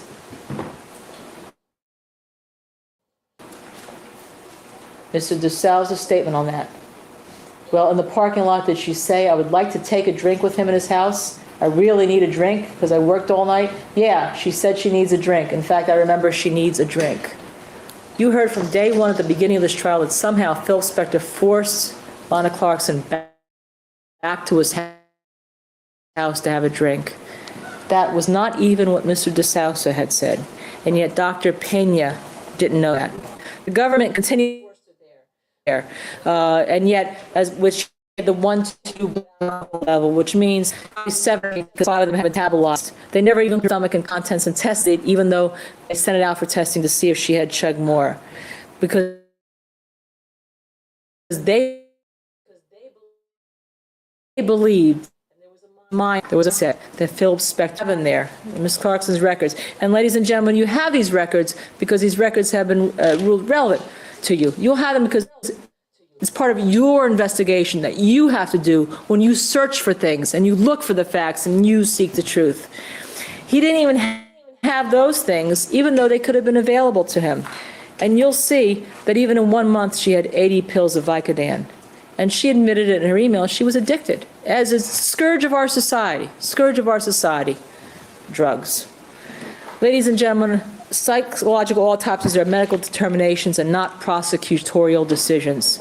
The independence of a coroner's office is paramount in maintaining and obtaining any objective investigation for the facts of this case. And here it was compromised by those letters. Someone once said, "We are entitled to our own opinions, but no one is entitled to his own facts." We want you to go in there and look at the facts that are objective, not the facts that anyone is spoon-feeding you. And ladies and gentlemen, keep in mind you're at them at 3 o'clock. Thank you. Okay, we're done. I have heard all that I want to hear today. I never in my life 6-hour-long closing arguments. Oh my God. Why? My head hurts. Why? I guess when a trial goes for 5 months, you kind of have to, right? I guess. I don't know. That's a lot. That's too much. We still have what was that? The end of part 3? We still got 3 more hours of her. At least 2. I lost track. We're gonna finish the Phil Spector trial tomorrow, y'all. Tomorrow. Yay! We're gonna finish it tomorrow. And then Saturday at 10 a.m., we are going to go over Michael Proctor's IA report. And it is going to be a members only. So make sure you guys are members. There's 3 of us in here. I think one of those is me. So make sure you're a member. And I don't know what we're doing next week. I really don't. Because Donald Adelson starts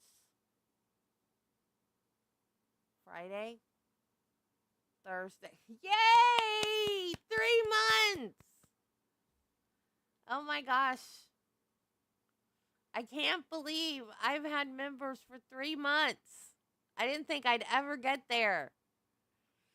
And I have 676 subscribers now. I'm getting closer to that 1,000 when I will be officially a YouTube partner. I'm already a YouTube partner, but I'm not completely, totally a YouTube partner yet. But I'm almost a real YouTuber.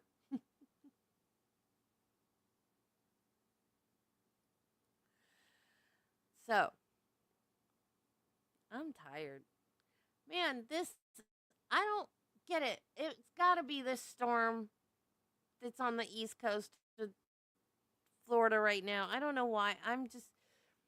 I can tell the difference between the fibromyalgia pain and the arthritis pain, because the arthritis pain is more of like a sharp pain in the joint, whereas the fibromyalgia pain is an ache, and I'm achy all over.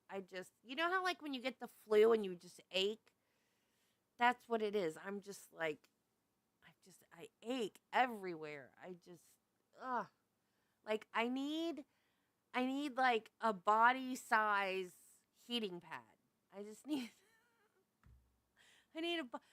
I need a new hot tub is what I need. Y'all, don't buy Don't buy inflatable hot tubs if you live in Florida, especially if you live out in the country and have a barbed wire fence. We had emptied ours, I guess, to clean it. And then we had a hurricane, and the wind picked it up and threw it into our barbed wire fence, and no more hot tub because it popped it. So we have to get a new hot tub. I got in that thing every day, man. That was the best. The best.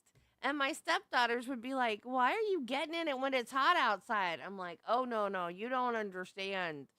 This feels so good. Even when it was hot outside, every day I would just get in there and soak for hours because it just made my muscles feel so good. Right now, you know how you get like a Charlie horse in your leg? The muscle in the back of my left leg, like my calf muscle, it is in halfway to a Charlie horse right now. It's not fully there, but like it's almost like I can move it, like move my leg, and I get like a twinge of pain, like it's about to become a Charlie horse, but it doesn't. So when I get up and walk, I'm waiting for it to do the whole thing, where I'm screaming and limping and but it's not. So I'm scared. And if I don't laugh, I'll cry. I think I'm going to go put some icy hot on it or something. Is if it doesn't, if I don't, that's going to happen. I'm going to be screaming and limping. Okay, guys, I will see you in the morning at 8 o'clock. And I'm not going to start. I know a new trial started today. I don't even know what it's about. But I'm not going to start any new trials because I want to do Donald Adelson. I want to do Donald Adelson. She had a hearing last week. I think we might do that on Monday or Tuesday. Because we missed it because of the Wackadoodles trial. Man. An hour, and Jill goes, were they even out 2 hours? I said an hour and 17 minutes. I don't even think they had time to review all the evidence, man. They probably went in there and was like, "You think he's guilty? Yeah, he's guilty. Okay, well, let's stay back here for a little while so they so they think we looked at everything." Man, I cannot believe he testified and expected everybody to believe that BS. Man, what a weirdo. Okay, guys, I gotta start dinner and pray that my Charlie horse doesn't decide to erupt. Okay, I will see you guys in the morning at 8 o'clock. Be kind to people, love your family, and Jesus loves you, and so do I. Bye, guys. I love you so much.